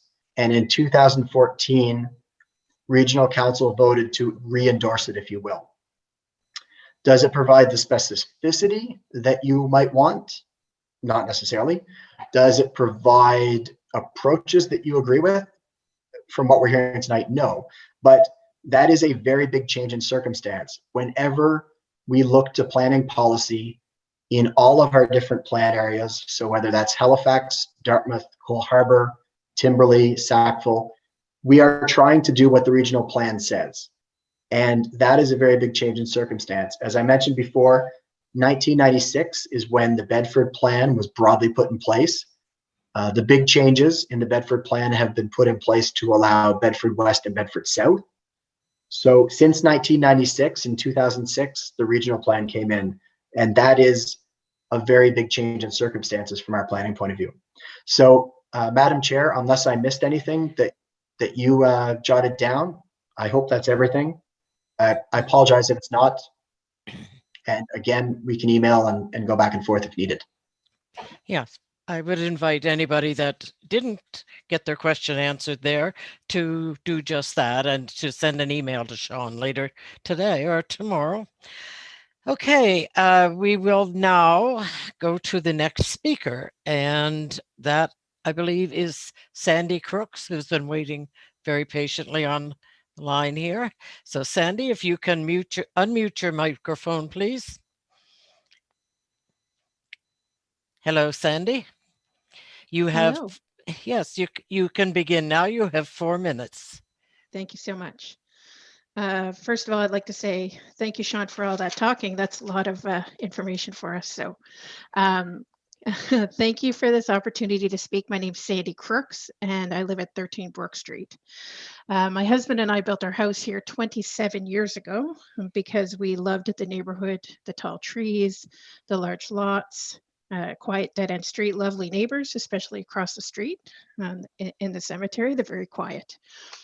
My family, my mother's side of the family, has lived in Bedford since the 1950s. So I have a vested interest both financially and emotionally in this area. I've raised my family here, and I hope to stay here into my senior years, but that's yet to be determined. A couple of issues I'd like to bring up.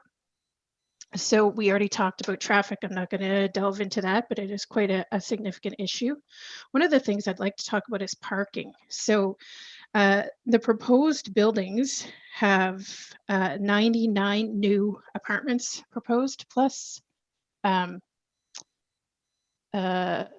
top floor, which would add another buildings that or another apartment. So that would be 100 new apartments building, new apartments.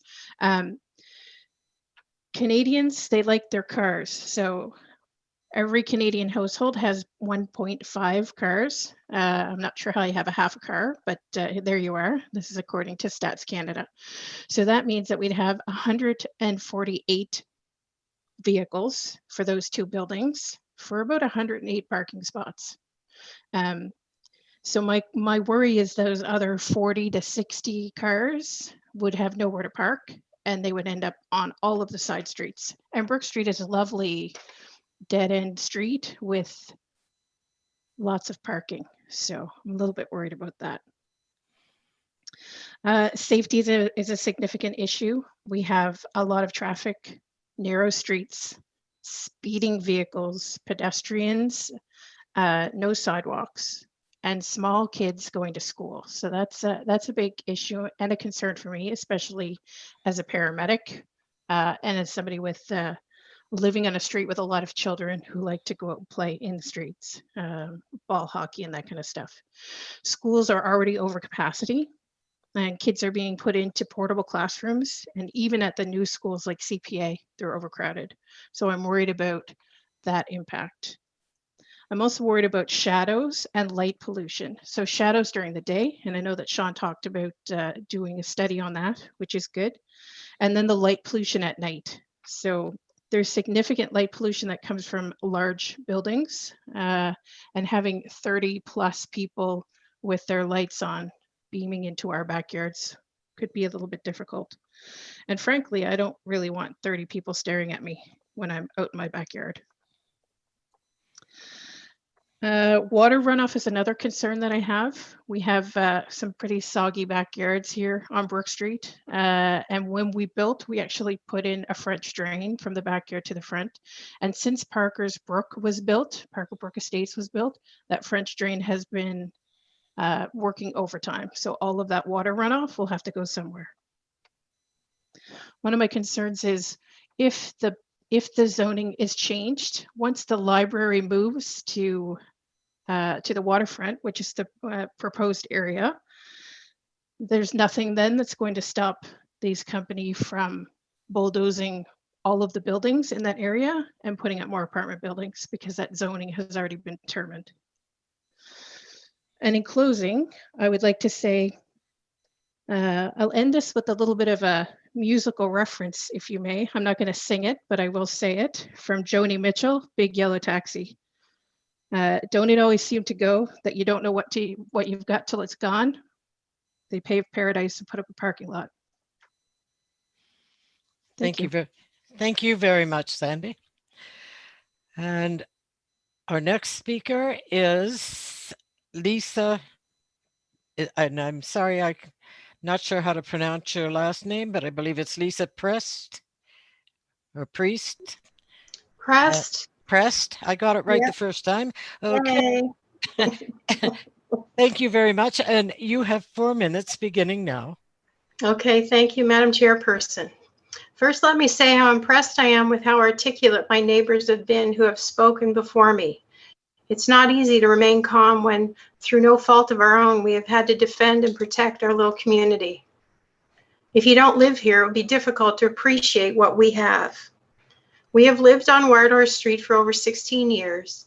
Almost all of our neighbors have remained the same during this time. This proposal would upset the longevity and stability of our community. We strongly believe high-rise construction will eliminate any privacy we currently have, and therefore any enjoyment or relaxation when using our own yards. Our homes would in fact become a less desirable place to live. I asked my daughter what her thoughts were on this proposed change. She felt that it was hopeless to fight, that she had nothing to say that would make a difference.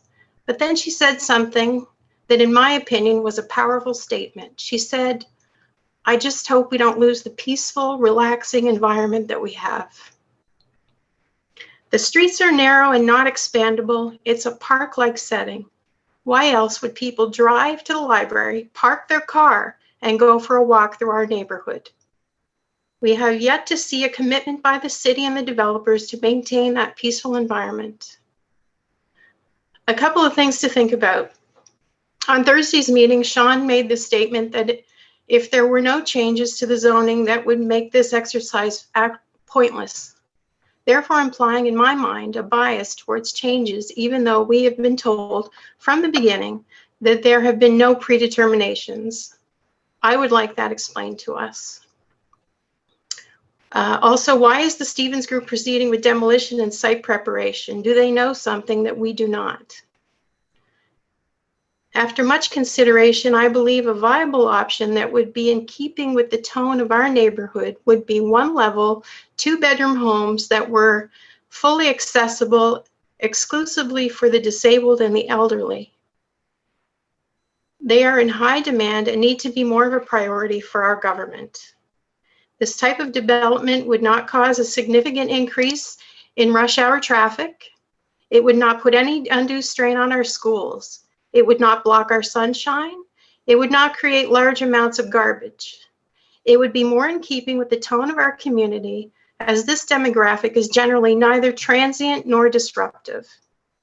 We have had success with the two newer areas in our community already.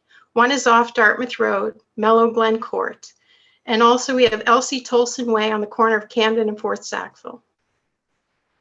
Things we don't know. Are the proposed building units being sold, or are we being exposed to transient tenancy? If they are being sold, are there conditions already in place to state that the purchaser must be the occupant? Or can anyone buy a unit and rent it out to a transient tenant or use as an Airbnb? What are the conditions on commercial space? Is it specified that no business shall operate after a certain time of day? No retail business allowed? No food establishments allowed? For the record, our family is opposed to the current proposed development. Thank you. Thank you. Okay, and our next speaker is Pat, and I'm going to have a stab at this. Pat Lukes. Can you unmute your mic, please? Pat, yep, okay. I think I unmuted myself, Yes, did I? yes, you did. You're fine Yeah. now. And Thank you. I pronounced your last name as Lukes, is that correct? No, it's Lokes, but that's Lokes. fine, not a problem. Okay, thank you very much. And you will have 4 minutes. You can begin now. Thank you, Madam Chair. My name is Pat Laux. I live on Main Street, and I've lived here with my family for almost 40 years now. So we are all strongly opposed to any changes in the zoning or land use policies as proposed by the developers. Apart from the very serious traffic and other issues all the previous speakers have discussed, building multi-unit residences in this area will totally destroy the character of this historic neighborhood. Fort Sackville and the Scott Manor Museum are part of our Nova Scotia heritage, and as such, the area must be allowed to retain its unique character. Bedford's history as a town goes back to the 1700s, the earliest days of British settlement in Nova Scotia. Many historic homes add to the sense of community and connection to this important heritage. I would like to see this area become a designated historic community. Why do the developers want to cram multi-unit dwellings into this small, compact, and well-established community? There is plenty of vacant land available in other parts of Bedford, such as Bedford West, where these dwellings would be appropriate. The developers are obviously only looking at financial gain and certainly not the needs or well-being of the community. In the Bedford MPS document, one of the stated residential objectives is to provide for preservation of the character of existing neighborhoods in their present form. Policy R8 speaks to the intention of Town Council to promote neighborhood stability within established and residential areas. Can Council override these policies and disregard many of the residents' objections? It seems that many of these policies are open to interpretation, which is quite disturbing. I would like to ask the Northwest Planning Advisory Committee members, who are volunteers, would they advocate in favor of the developers, or would they oppose the rezoning proposal? What are their views? What are the views of these folks who have been attending these virtual meetings? This development proposal is not as cut and dried as it may seem. If rezoning happens, that opens up the potential for multi-unit dwellings to be constructed all over Bedford. If the zoning policy is changed, then that opens up the changing of the Bedford land use bylaw. Would planning staff recommend such a change? And if so, why? Thank you very much for the opportunity to speak this evening. Thank you very much. Okay, and moving along, our next speaker will be Peter Hazelhurst. Peter, can you unmute your mic, please? Hello, Peter. Hello. You have 4 minutes beginning now. Thank you very much, Madam Chairperson. I've lived in Bedford for 25 years, and 20 of those have been in Ridgevale with my family. My wife and I are getting to the age where we'll start to consider selling our home, and we need someplace to live. We love the area. We want to stay in the area. We walk pretty much every day along Shore Drive, along Wardour, and would welcome the opportunity to be able to live there as well. The location is ideal, as many people have stated. Central to Shore Drive, shopping, the library, transit, doctors, etc. So we would like to stay in the area and have an appropriate place to live, moving out of our single family dwelling. I'd also like to comment on traffic. Many people who have spoken before me are concerned with increased traffic. I would like to counter that.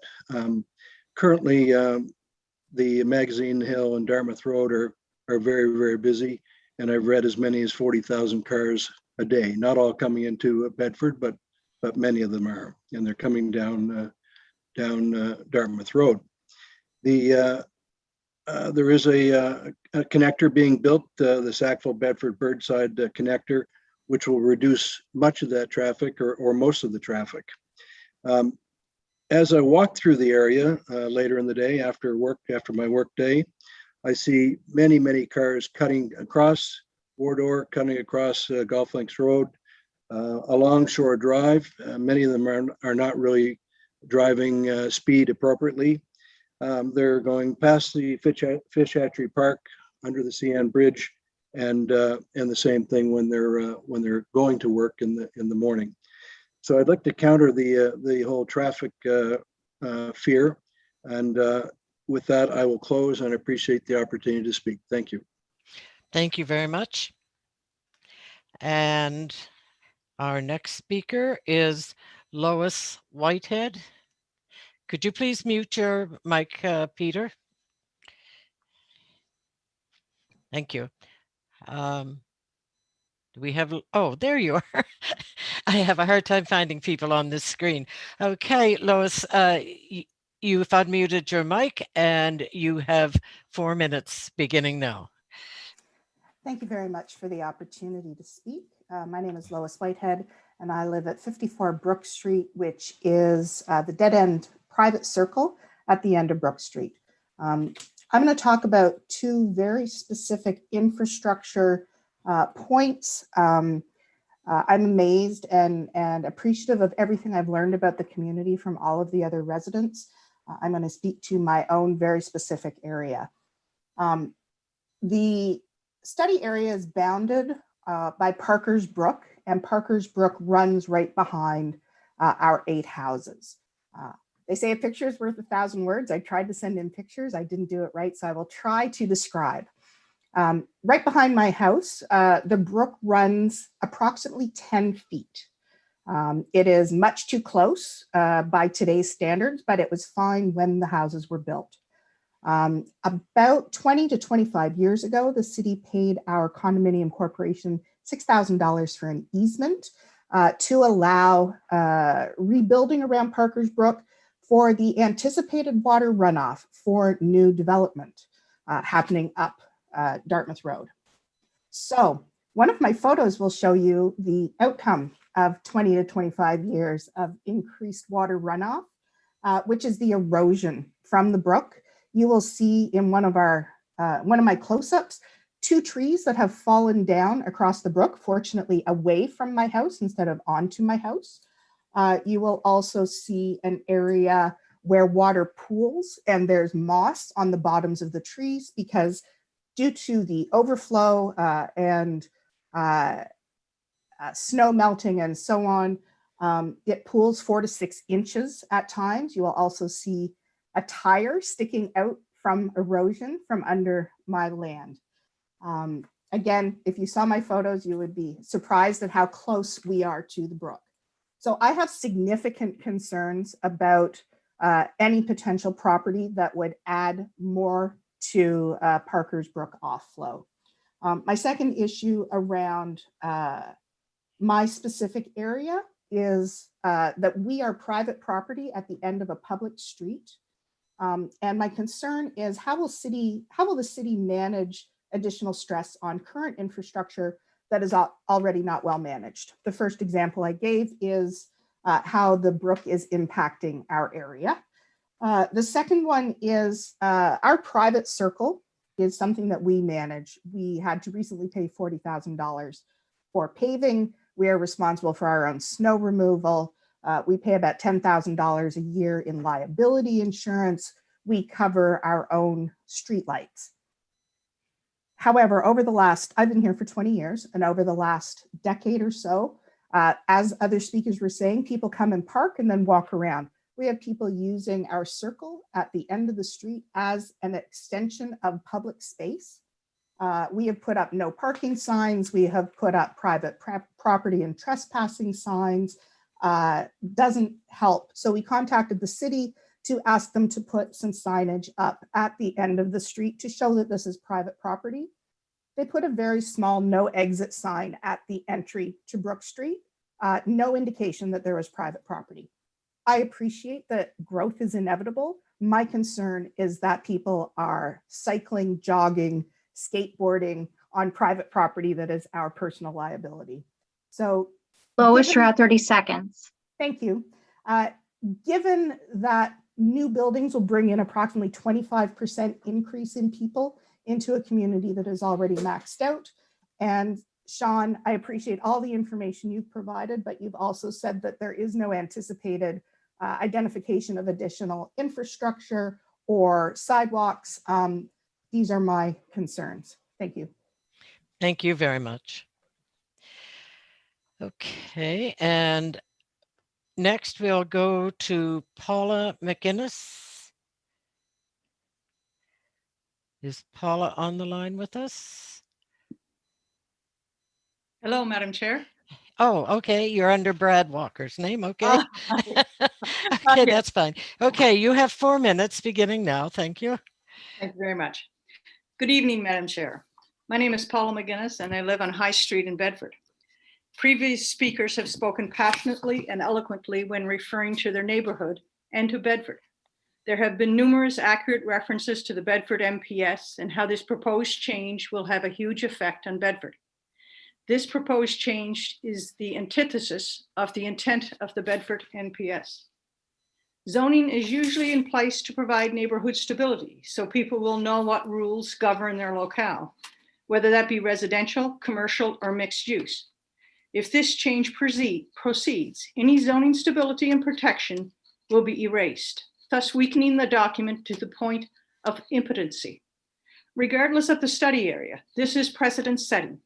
Everybody in Bedford should have been notified of this profound change. Planning documents should be fair and objective. Otherwise, it is open to abuse by those who have the means, whether that is through connections, finances, or politics.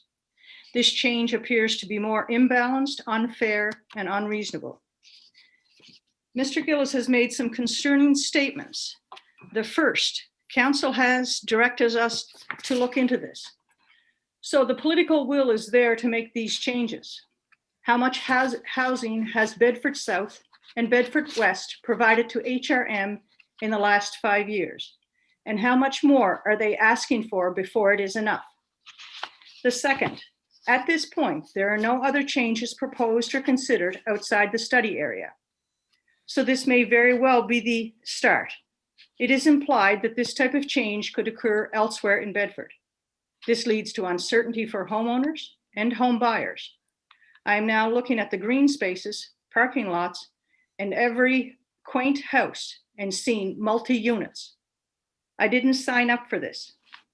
What protection do residential homeowners have if this proposal proceeds? The third statement, and I am paraphrasing Mr. Gillis when he stated that upon reviewing the surveys, he found fear of development, anger, and a sense of betrayal. So I suggest that people do understand the impactful nature of this change, and we fear developments that impose themselves on a neighborhood. It is not compatible. It is out of character, does not respect their neighbors or neighborhood. People may feel anger and betrayal because the protection provided by the RSU zone is being removed, and they are correct. The new zoning description should have been available before the sessions ever started. The proposed changes are unreasonable and unfair. These changes affect all homeowners in Bedford, so everybody should have been notified. Proper procedure. This is unfair to the public and unreasonable when people can't gather in large numbers to express their concerns and receive answers. Ethical? Questionable at best. Communications are not as open. There are technical difficulties, people accessing internet, awareness of this in Bedford, yet these changes are going to affect them. A question posed publicly should be answered publicly.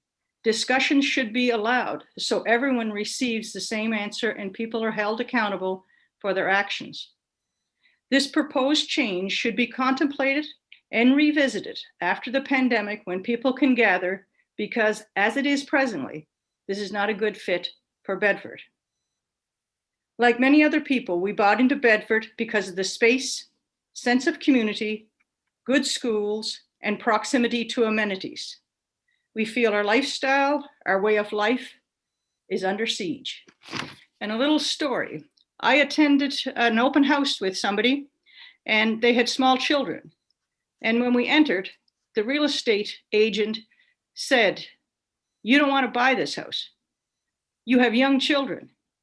Look at the apartment in your background. It peers right into your backyard." That is a problem. The people there deserve more respect. Thank you very much, Madam Chair. Thank you. And now that it was the second lot of 6 speakers, so we'll go back to Sean so that he can answer some of the questions that have been posed.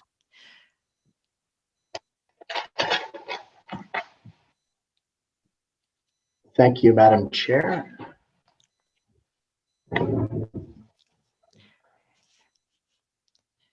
And I have tried to keep there's a lot track here. a little bit. So Thank you. There's a lot here.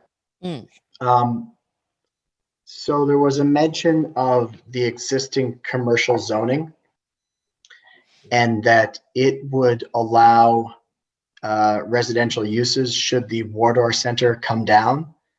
Just for clarification, those existing commercial properties are primarily commercial uses. So at this point, that zoning does not allow the housing. That's just a clarification, wasn't a question. The word pointless, as in this process would be pointless. Can I have a mulligan on that one, please? I would desperately love to take that back. So what is not decided in this process? Should there be multi-units here? Should there be townhouses? What types of zoning changes might take place? Planning staff usually keeps their hands really close to their vest for a lot of reasons.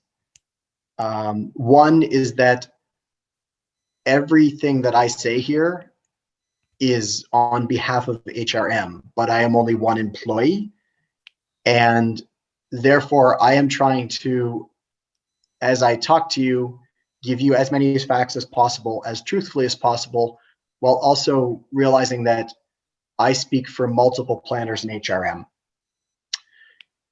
The end of this process is when council will review and they will make the choice. We're not very good handicappers on what council will do, but my recommendation has to be in line with regional plan and has to be in line with the integrated mobility plan and has to take into account things we're hearing tonight and what I hear from PAC. So I'm going to have to balance all that. And that has to be something acceptable to my bosses and something acceptable to council. So that's where I'm working with.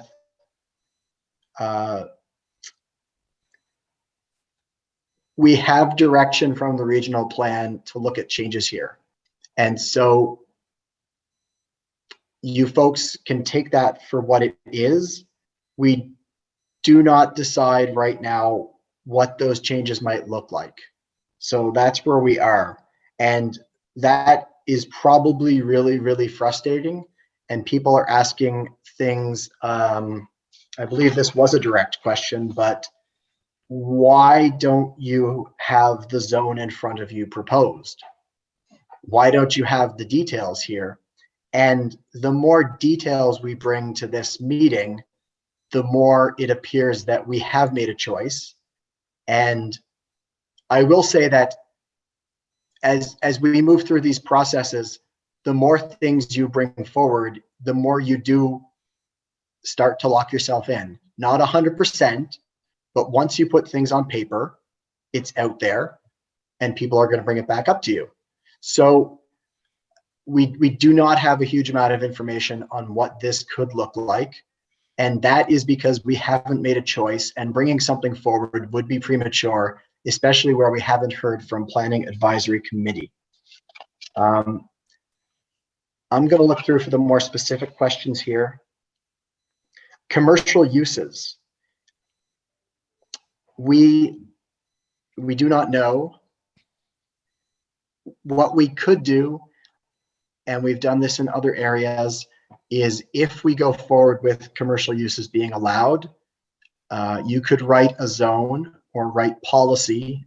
You could make changes where there's a limited number of commercial uses. You could limit the size. You could have no commercial uses on these properties. You could also, as we discussed, looking at different approaches throughout the study area, you could have, if you move forward, only commercial uses allowed on properties that front directly Dartmouth Road, for example, and a whole bunch of controls on the types and limitations. In terms of hours of operation, we can regulate that. It would require something a little different than zoning, but that is something we could consider. Are these going to be rental units or are these going to be condominium units? I will leave that for the developer to speak to. I would point out that tenants are people who need housing too. And these are the kinds of needs that regional planning staff do have to consider. And there is definitely a need for all types of housing, single units, as well as multi-units or rental. And so that's where we're coming from. Can council override these policies? Yes. I know I've said that many times. I'm not sure if it was a direct question or rhetorical. I will point out, I'm going to see if I can find this reference. And again, these policies all work together.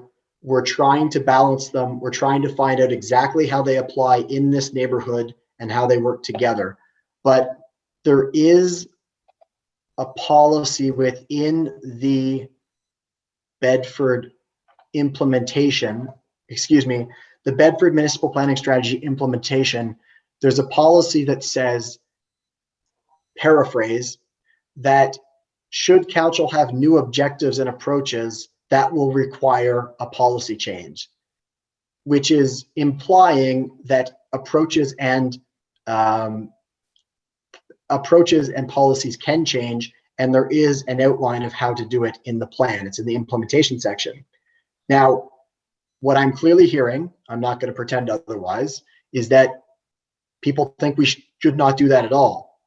But what I point out is that, and the policy direction currently within Bedford is very much among stability and established residential neighborhoods.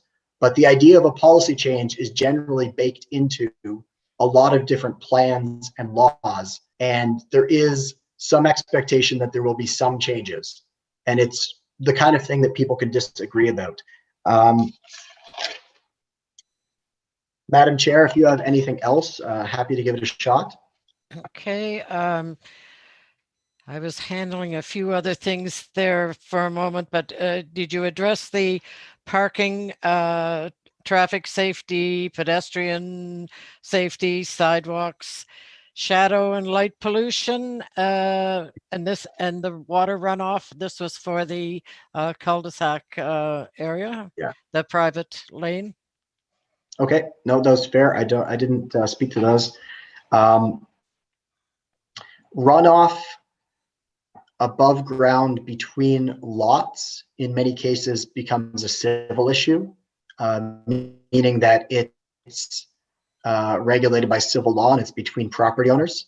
That being said, runoff that is hitting the streets and runoff that is coming from a site, we do have a new drainage bylaw, and the standards for those bylaws are that runoff should be directed into the street or the storm sewer system. So that is a newer bylaw. It's a more stringent approach than we used to have. Shadows, we will look to get some shadow studies for some different options before Planning Advisory Committee, and we'll discuss how to get that on the website and that information out to people. Light pollution, we have in some of our newer bylaws standards for what we call full fixture cutoffs, whereby all light has to go down instead of up into the sky or around. And there's other potential approaches that we could take. Parking, there are very narrow streets. We're going to look at that. And I know that people don't like that answer. That's where we are. We're going to look at these things and we'll bring back more information, to Planning Advisory Committee. There was a couple more, Madam Chair. What I have written down here was the council has directed you to do this. Question mark, will there be no other changes with a question mark? What protection do homeowners have? And the fact that the zoning and land use bylaws should be available now before we're even discussing the matter.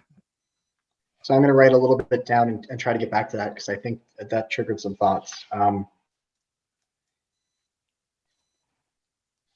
I spoke to the idea of the land use bylaw and zoning being available now, and we don't have that now. We're still finding out what people think is appropriate, and the point at which we'll have that is in several months before this goes to Northwest Community Council. Okay. Just taking some notes here.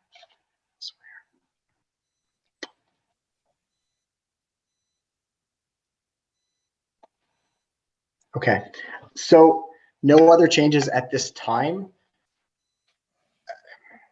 I don't know what comes in the years or months to follow. This process would be one answer. Now that we've set a study area, and now that this process is underway, when people come in, we're going to look at that. And if you're outside the study area or you're not doing something, then we'll likely just say, no, council told us to do this. And to be more specific, I have a project underway now in Beachville. And so it covers a study area. And in some cases, when people have come asking about things that are kind of outside of the scope, we've said, council struck a study area, this doesn't go, so we're not going to be moving this forward.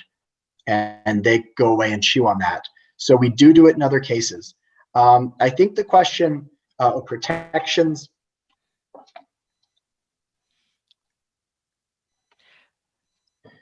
the protections of private property given by zoning, this comes back to the question of what do you want to do with zoning? What is your goal? And I mean, what you as in the big HRM. So are you regulating development to minimize impact? Are you providing homeowners with protection against most or all changes? Are you going to change policy as you change goals? How much are you weighing new residents, potential residents versus existing? How much do you weigh homeowners versus people who rent? Zoning can change. And I think people have an expectation that the zoning will never change, partly because that is what many policies say, but also because for so long, the zoning hasn't changed. And so zoning is one protection, but the policy behind it and the zoning itself can change. That being said, across North America, there is definitely a lot of political thinking and a lot of planning that places heavy emphasis on established residential areas. And that political thinking is in some ways its own protection in that people come out and fight these. So without getting into a huge amount of editorializing, which I've probably already done too much of, we'll leave it at that. The question of what happens to Bedford and elsewhere, if we do this, do we have to go say yes to all of them? How would I react to different proposals for multi-unit housing in other areas of Bedford? Those are very hypothetical, but I think what people are getting at is that this idea of precedence, and if we give one to you, we give one to everybody else. And that's not what we do. we want to look at the facts on the ground, at what's going on in each area. And that's where we are today. We're looking, we're listening, and we're learning. And the big divide is that what residents in the area value is different than potentially what the regional level picture values. And we've spoken to that ad nauseum about the regional plan, about the IMP, about the Bedford MPS. So I imagine you folks want to move on to other speakers. So unless I missed something specific, we'll keep going, I think. Okay, and again, I will ask anyone who's feels their question wasn't answered to get in touch with Sean by email or by telephone, because it's really hard to keep track of everything. Okay, our next speaker is Brad Walker. And Brad, if you could unmute. Okay, and Brad, you here? Yes, I'm here. Okay, you have 4 minutes. You can begin now, please. Good evening, Madam Chair. My name is Brad Walker, and I live in Bedford on High Street. Over the last 3 sessions, we have heard from numerous speakers expressing their concerns relating to traffic, the multi-unit buildings, and the anticipated impact this proposal will have on their communities. Not wanting to be a broken record, I too would like to express my concerns regarding traffic. I've lived in Bedford for nearly 20 years, and during this time, the one constant has been concerns as it relates to traffic. Bedford Highway and Dartmouth Road are known for their traffic issues, especially during rush hour. When you talk to neighbors, friends, counselors, and even city planners at meetings like this, they will acknowledge the ongoing concerns with traffic in the area. Yet given the concerns, do we see any effort to mitigate the problem? I can honestly say I've witnessed no action to reduce the problem. What I have seen and continue to see is council approval for new multi-unit housing, resulting in more traffic congestions along the Bedford Highway and now Dartmouth Road. This will only continue to exacerbate the problem if no mitigating measures are taken. The Bedford MPS states clearly that the impact of traffic on residential streets around proposed developments shall be considered. And you can look at policy Z3, policy C21A, R16, etc. It may be written in various ways, but it is obviously important to have regards for the effect of any development will have on the neighborhood and not just the main roads. To me, there seems to be a major disconnect between residents, councilors, planning staff, and the travel authority. New developments are proposed, and the traffic authority or engineer seems to rubber stamp the project as having no significant impact to existing traffic. Usually, the traffic impact statement or study will usually look at the impact as it relates to the main roads, with little or no regards for local street networks as required in policy Z3, section 5.8. When was the last time a proposal was turned down due to a TIS, or even looked at the impact the proposal would have on the adjacent street network in the area, other than the major road, in this case, the Dartmouth Road? Why do councilors not question or raise concerns regarding traffic connected to new developments? Instead, they give deference to the traffic impact statements. The issue regarding traffic has been raised. The question now is, will it be heard and weighed according to the intent of the NPS? If traffic is not a legitimate concern, why is it mentioned 91 times in the Bedford NPS? I strongly urge you to deny this application and maintain the existing zones as is. Thank you. Thank you. Okay, we have 3 more speakers, I understand. And Sylvia Ireland, if you would like to unmute your mic.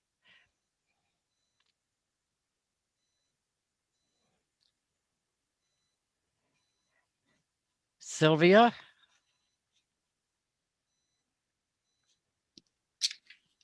Hello? Hello.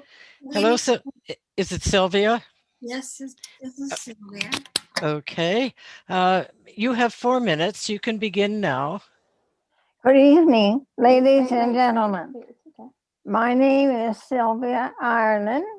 My family brought me and my siblings to Bedford in 1942. Whoa, I went to school here with children from this area. I went to their homes. I saw that they were happy and content. I recently spoke with Robert Ebong. His ideas covered what I thought, and so I agree with him, as it seemed he was speaking for me. I will follow my own agenda. Children. To prove that I'm interested in the culture of children, I will remind you that for 10 years, I organized the Children's Art Festival during Bedford Days.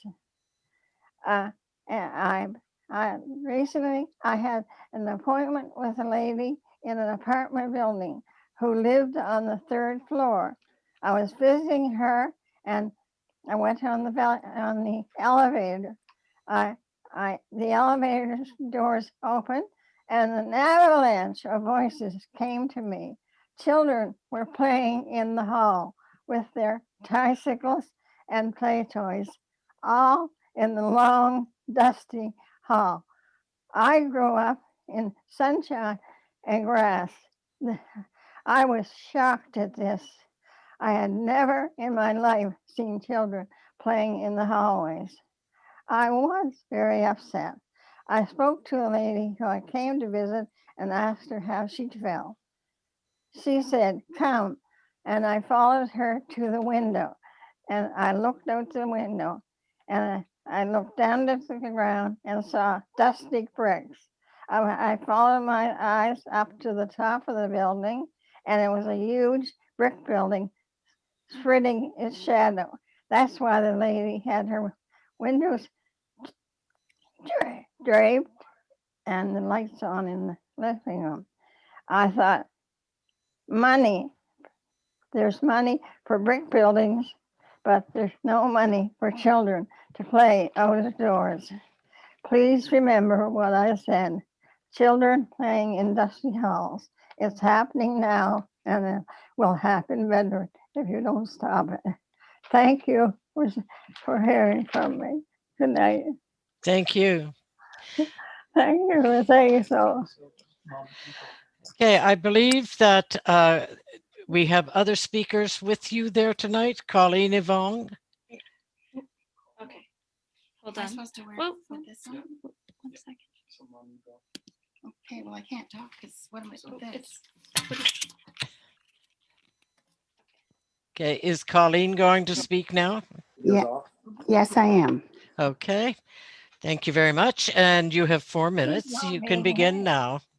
Okay, thank you. Good evening. I'm Colleen. As a long-term resident of Bedford, my family has been here since 1942. We have stayed because of the uniqueness and charm of Bedford with all its culture, history, and community identity. We enjoy the library, the cultural events at Scott Manor House, Bedford's oldest home, and near the old site of Fort Sackville. We visited passed on family members in the graveyard on Wardour Street. We attend Anglican church services held outside recently due to COVID. There is an Irish Town walk promoting historical properties built by architect Andrew Cobb.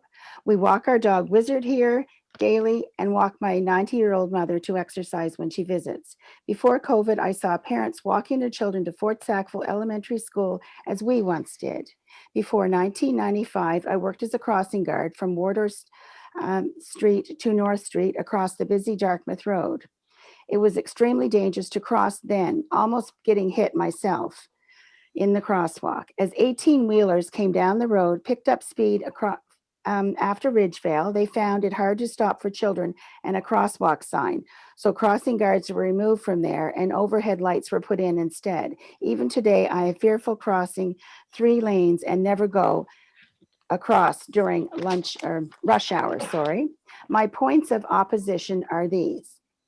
The traffic in this area is far too busy already to support apartment buildings full of families, along with their cars crossing this intersection and taking up existing parking spots, even if there is underground parking. With multiple cars per family, delivery drivers, or ambulances, it will become unsafe to walk or drive across the street and impossible to turn left from Wardour Street or Stone Terrace, or to get out and turn left from my subdivision of Main Street and North. Similarly, seniors at Parker's Brook are having difficulty in turning left. So many of them have to turn right, go to Ridgevale, and then come back down the hill again. I fear there will be no parking available to go to these historical sites and wonderful cultural events, to feel safe walking or driving, or to quietly enjoy Bedford and what it is all about. Furthermore, this community is primarily single family dwellings. An out-of-place apartment building will reduce visibility, restrict the view, reduce privacy, interfere with traffic, and are just not a good fit. A similar example of this involves our family cottage in Sandy Lake in Bedford, which went from being a remote lake to a big reflection of light from the IBM building and several apartment buildings on the Hammonds Plain Road, which overtowers the tree line of the lake. They are lit up at night and they diminish stargazing from too much light and totally change the atmosphere of a private cottage on a lake. I witnessed this last night. Another example are several apartments on Rutledge Street, the same street where my parents bought their family home. With the numerous people in the apartments came several who sped up and down the street, providing unsafe conditions. Only today are they putting in speed bumps to curtail this. In addition, came an increase in noise and ambulances. Police rush there often twice weekly in response to disturbances. A better fit to help address the housing shortage could be building single dwelling homes, duplexes, or even townhouses that preserves the character of Bedford. Any stores that are planned to be built on the bottom floor of the apartments could go to areas in Bedford already zoned for commercial spaces. In addition, my husband and I are opposed to any rezoning in this area where we retired to that of Main Street or North Street. Colleen, you're at 30 seconds. We love the area and we do not want it altered. Thank you very much. Okay, please preserve Bedford as Bedford, and thank you for your consideration. Thank you very much. You're welcome. And does Robert want to speak now, please? He certainly does. Thank you. Hello? Hello, Robert. You have 4 minutes. Sure. Please start now. Can you give me 1 moment? We're doing a little bit of a Jenga game, moving family members in front of this computer. Can you just let me set up for about 15 seconds before I start? Well, I guess I can do that. I appreciate it. All righty. All right. I'll tell you when.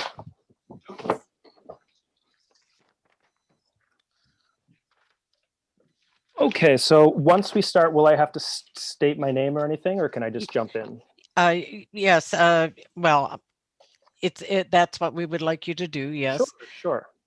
Okay, so you just give me the go ahead and tell me when the 4 has started, please. Right now.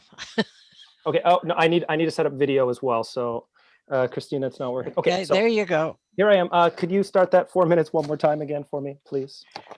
Your 4 minutes will begin now. Thank you very much. My name is Robert Yvong. I live at 6 Main Street. I am not opposed to development, but I believe that any development must be in conformance with the character and functionality of the current neighborhood and the people who chose to live here based on those characteristics and functions. I do not believe that these apartment proposals, commercial proposals, drastic rezoning, which skips moderate forms of rezoning, makes any respectful attempt to understand or preserve our community. One developer even calls the MPS a relic. But if you listen to the community here tonight, it is more than clear that the document serving so many people actively now cannot be a relic. So I'd like to point out Sean's questions. How does the existing mix of buildings impact the character of Dartmouth Road? Let's see if that's visible there. Oh, there we go. And how do the existing buildings impact the overall neighborhood? First, I take issue with how these questions divide our neighborhood. I live on Main Street, a continuation of this neighborhood that we are discussing, which happens to be on the other side of Dartmouth Road. Dartmouth Road is not the border, but at one time that was evident before the over-intensification of Bedford had created so many traffic problems. As a child, I learned to ride a bike in front of the professional center and the lodge. It was flat there. It was quiet and it was safe. When I became older, I could take the bike across the street, a more child-friendly version of Dartmouth Road, to visit friends living on Wardour. I could walk from Main Street to Fort Sackville, as it was named then, the school. I could take in the green, the birds, the look of the old houses, which helped me to understand that Bedford was something older than me, something unique that I wanted to learn more about. I'm not sure if this life would be as easy for a young person now. I am certain it would not be possible with even more intensification. And I can't imagine a younger version of myself looking at the windows of this and asking, boy, where does this building come from? Why would I? This is not a special building. It looks like it could be from anywhere, not a historic community. It does nothing to suggest that there is any link to Old Bedford or history. And to quote the MPS, they surrounded the buildings with a palisade of vertical logs and called it Fort Sackville. It was around the barracks that the community of Bedford developed. That's right, this is Bedford's first neighborhood. This neighborhood, the starting place of Bedford, home to a historical society and a walking tour called the Irish Town Walk, 2 graveyards, the second oldest building in the HRM, the first Anglican church. This neighborhood is a history book, but we're considering making the cover of a history book this. This will be the cover and this will be what people will see first. And we're also considering more things. We're considering adding pages to this history book, pages of commercial advertisements, and asking people for some reason to still read it, despite the distracting noise, the lights, and the fears of their safety. Nobody will read this book if we forget what it's about.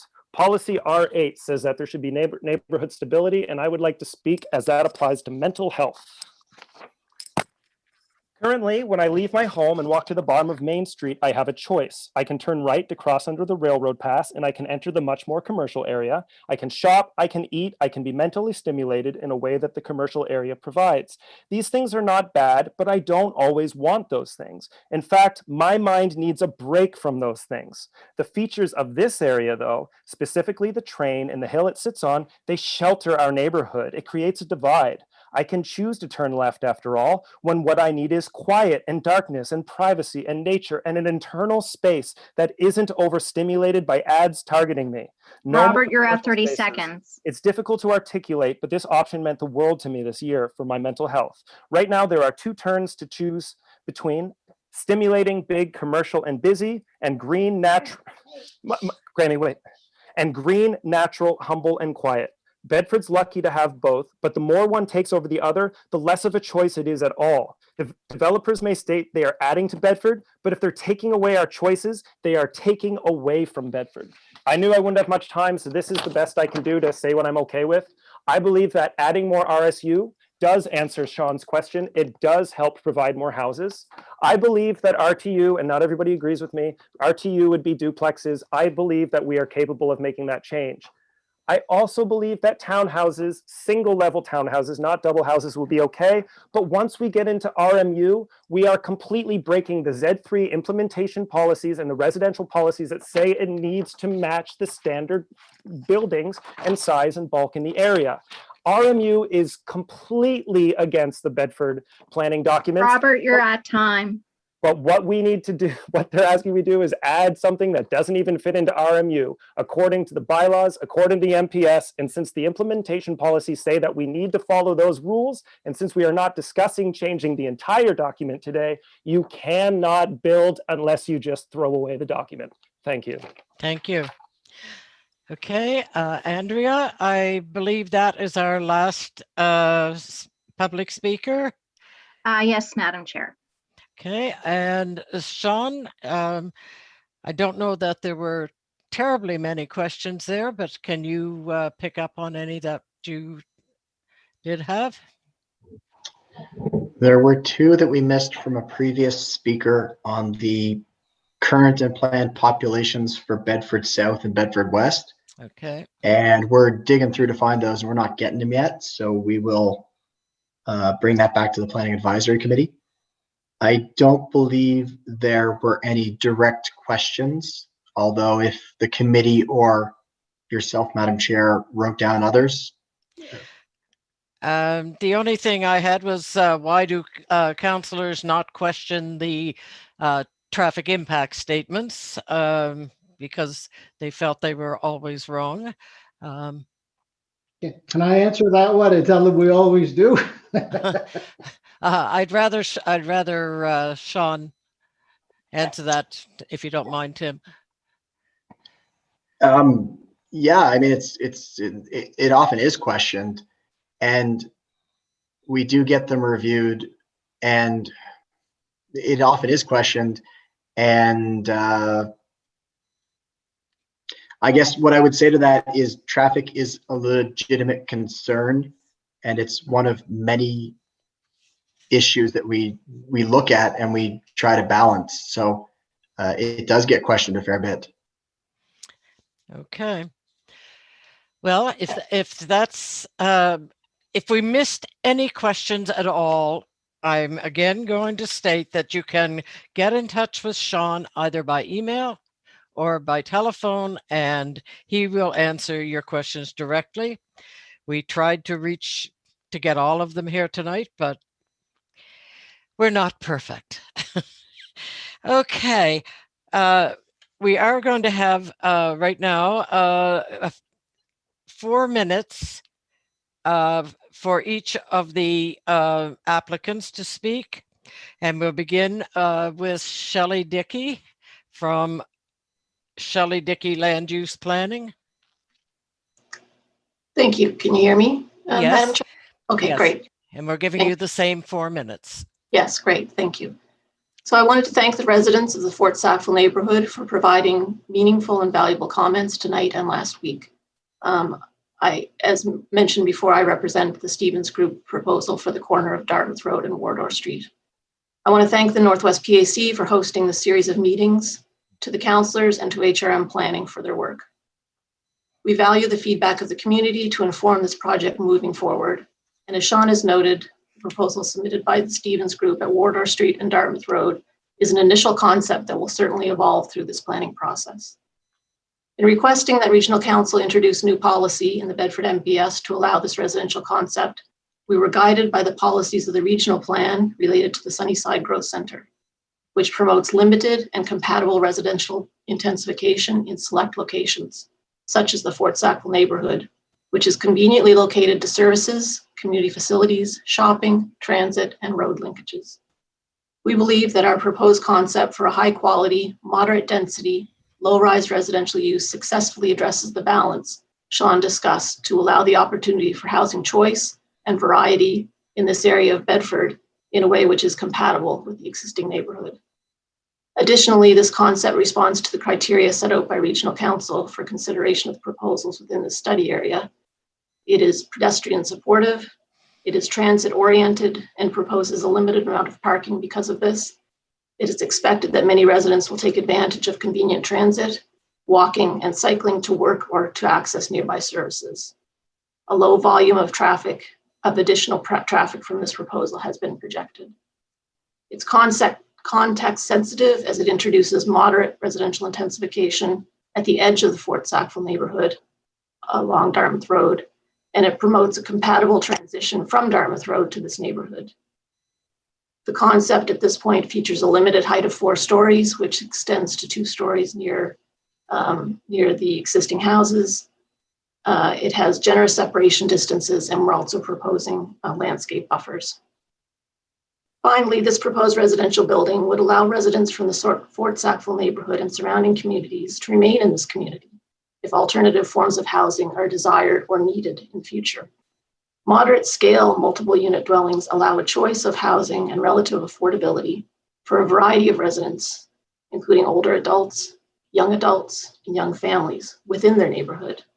It allows them to maintain connections to friends, family, services, and familiar institutions. In fact, several soon-to-be retiring Bedford residents have reached out to the Stevens Group, expressing their aspiration for this type of housing in this area, as opposed to having to relocate to other areas of Bedford, such as Bedford West. In closing, I would like to thank you for your consideration of this proposal and look forward to continued discussion with the community, the Northwest PAC, Council, and HRM Planning. Thank you. Thank you. And Chris Markad, I have trouble with your name, but Chris Markides. Markides. Yes. Thank you, Madam Chair. Thank you. 4 minutes. Sure. So I wanted to say, first of all, thank you to the committee and to the residents of the Fort Sackville neighborhood for sharing your concerns and your comments and your feedback on the proposed application. I want to just reiterate that our client, on myself, on behalf of our client, going to make every intention to respect those concerns and to work towards a resolution that respects those concerns as well as meets the intention of the regional plan and the Bedford MPS, and working with Sean and his team to kind of make that happen and make that work to the best of our abilities. I did want to say one more thing, Madam Chair. There were some very good concerns that came out of the community, and there were also some concerns that I found quite disturbing. There's some terms being thrown around like riffraff, transients, and people who blast hip hop, and in my mind, that's unacceptable to have as part of a public process and to continue as a public process. And so I'm a little bit concerned that some of the feedback that we've gotten has been a little bit unfriendly towards people who rent and people who want to live in rental housing. And so I just want to clarify that and make sure that that's understood and that's heard. And I hope that the chair and that yourself, Madam Chair, and the rest of the committee also feel that that is an appropriate language to be using in a public process. Okay. Thank you very much, Chris. Thank you. Okay. I want to thank all the members of the community who registered to provide your feedback on case number 22267, Dartmouth Road and Wardour Street in Bedford. It's important that members of the community are informed and provide feedback about proposed developments in their area. The Northwest PAC and HRM planning staff values this feedback from members of the community. If after the conclusion of tonight's meeting, you wish to provide further feedback or have additional questions, please contact the planner, Sean Gillis, and you will have until June 30th, 2021 to submit feedback on case number 22267, Dartmouth Road and Wardour Street in Bedford. Once again, thank you for joining us this evening, and good night.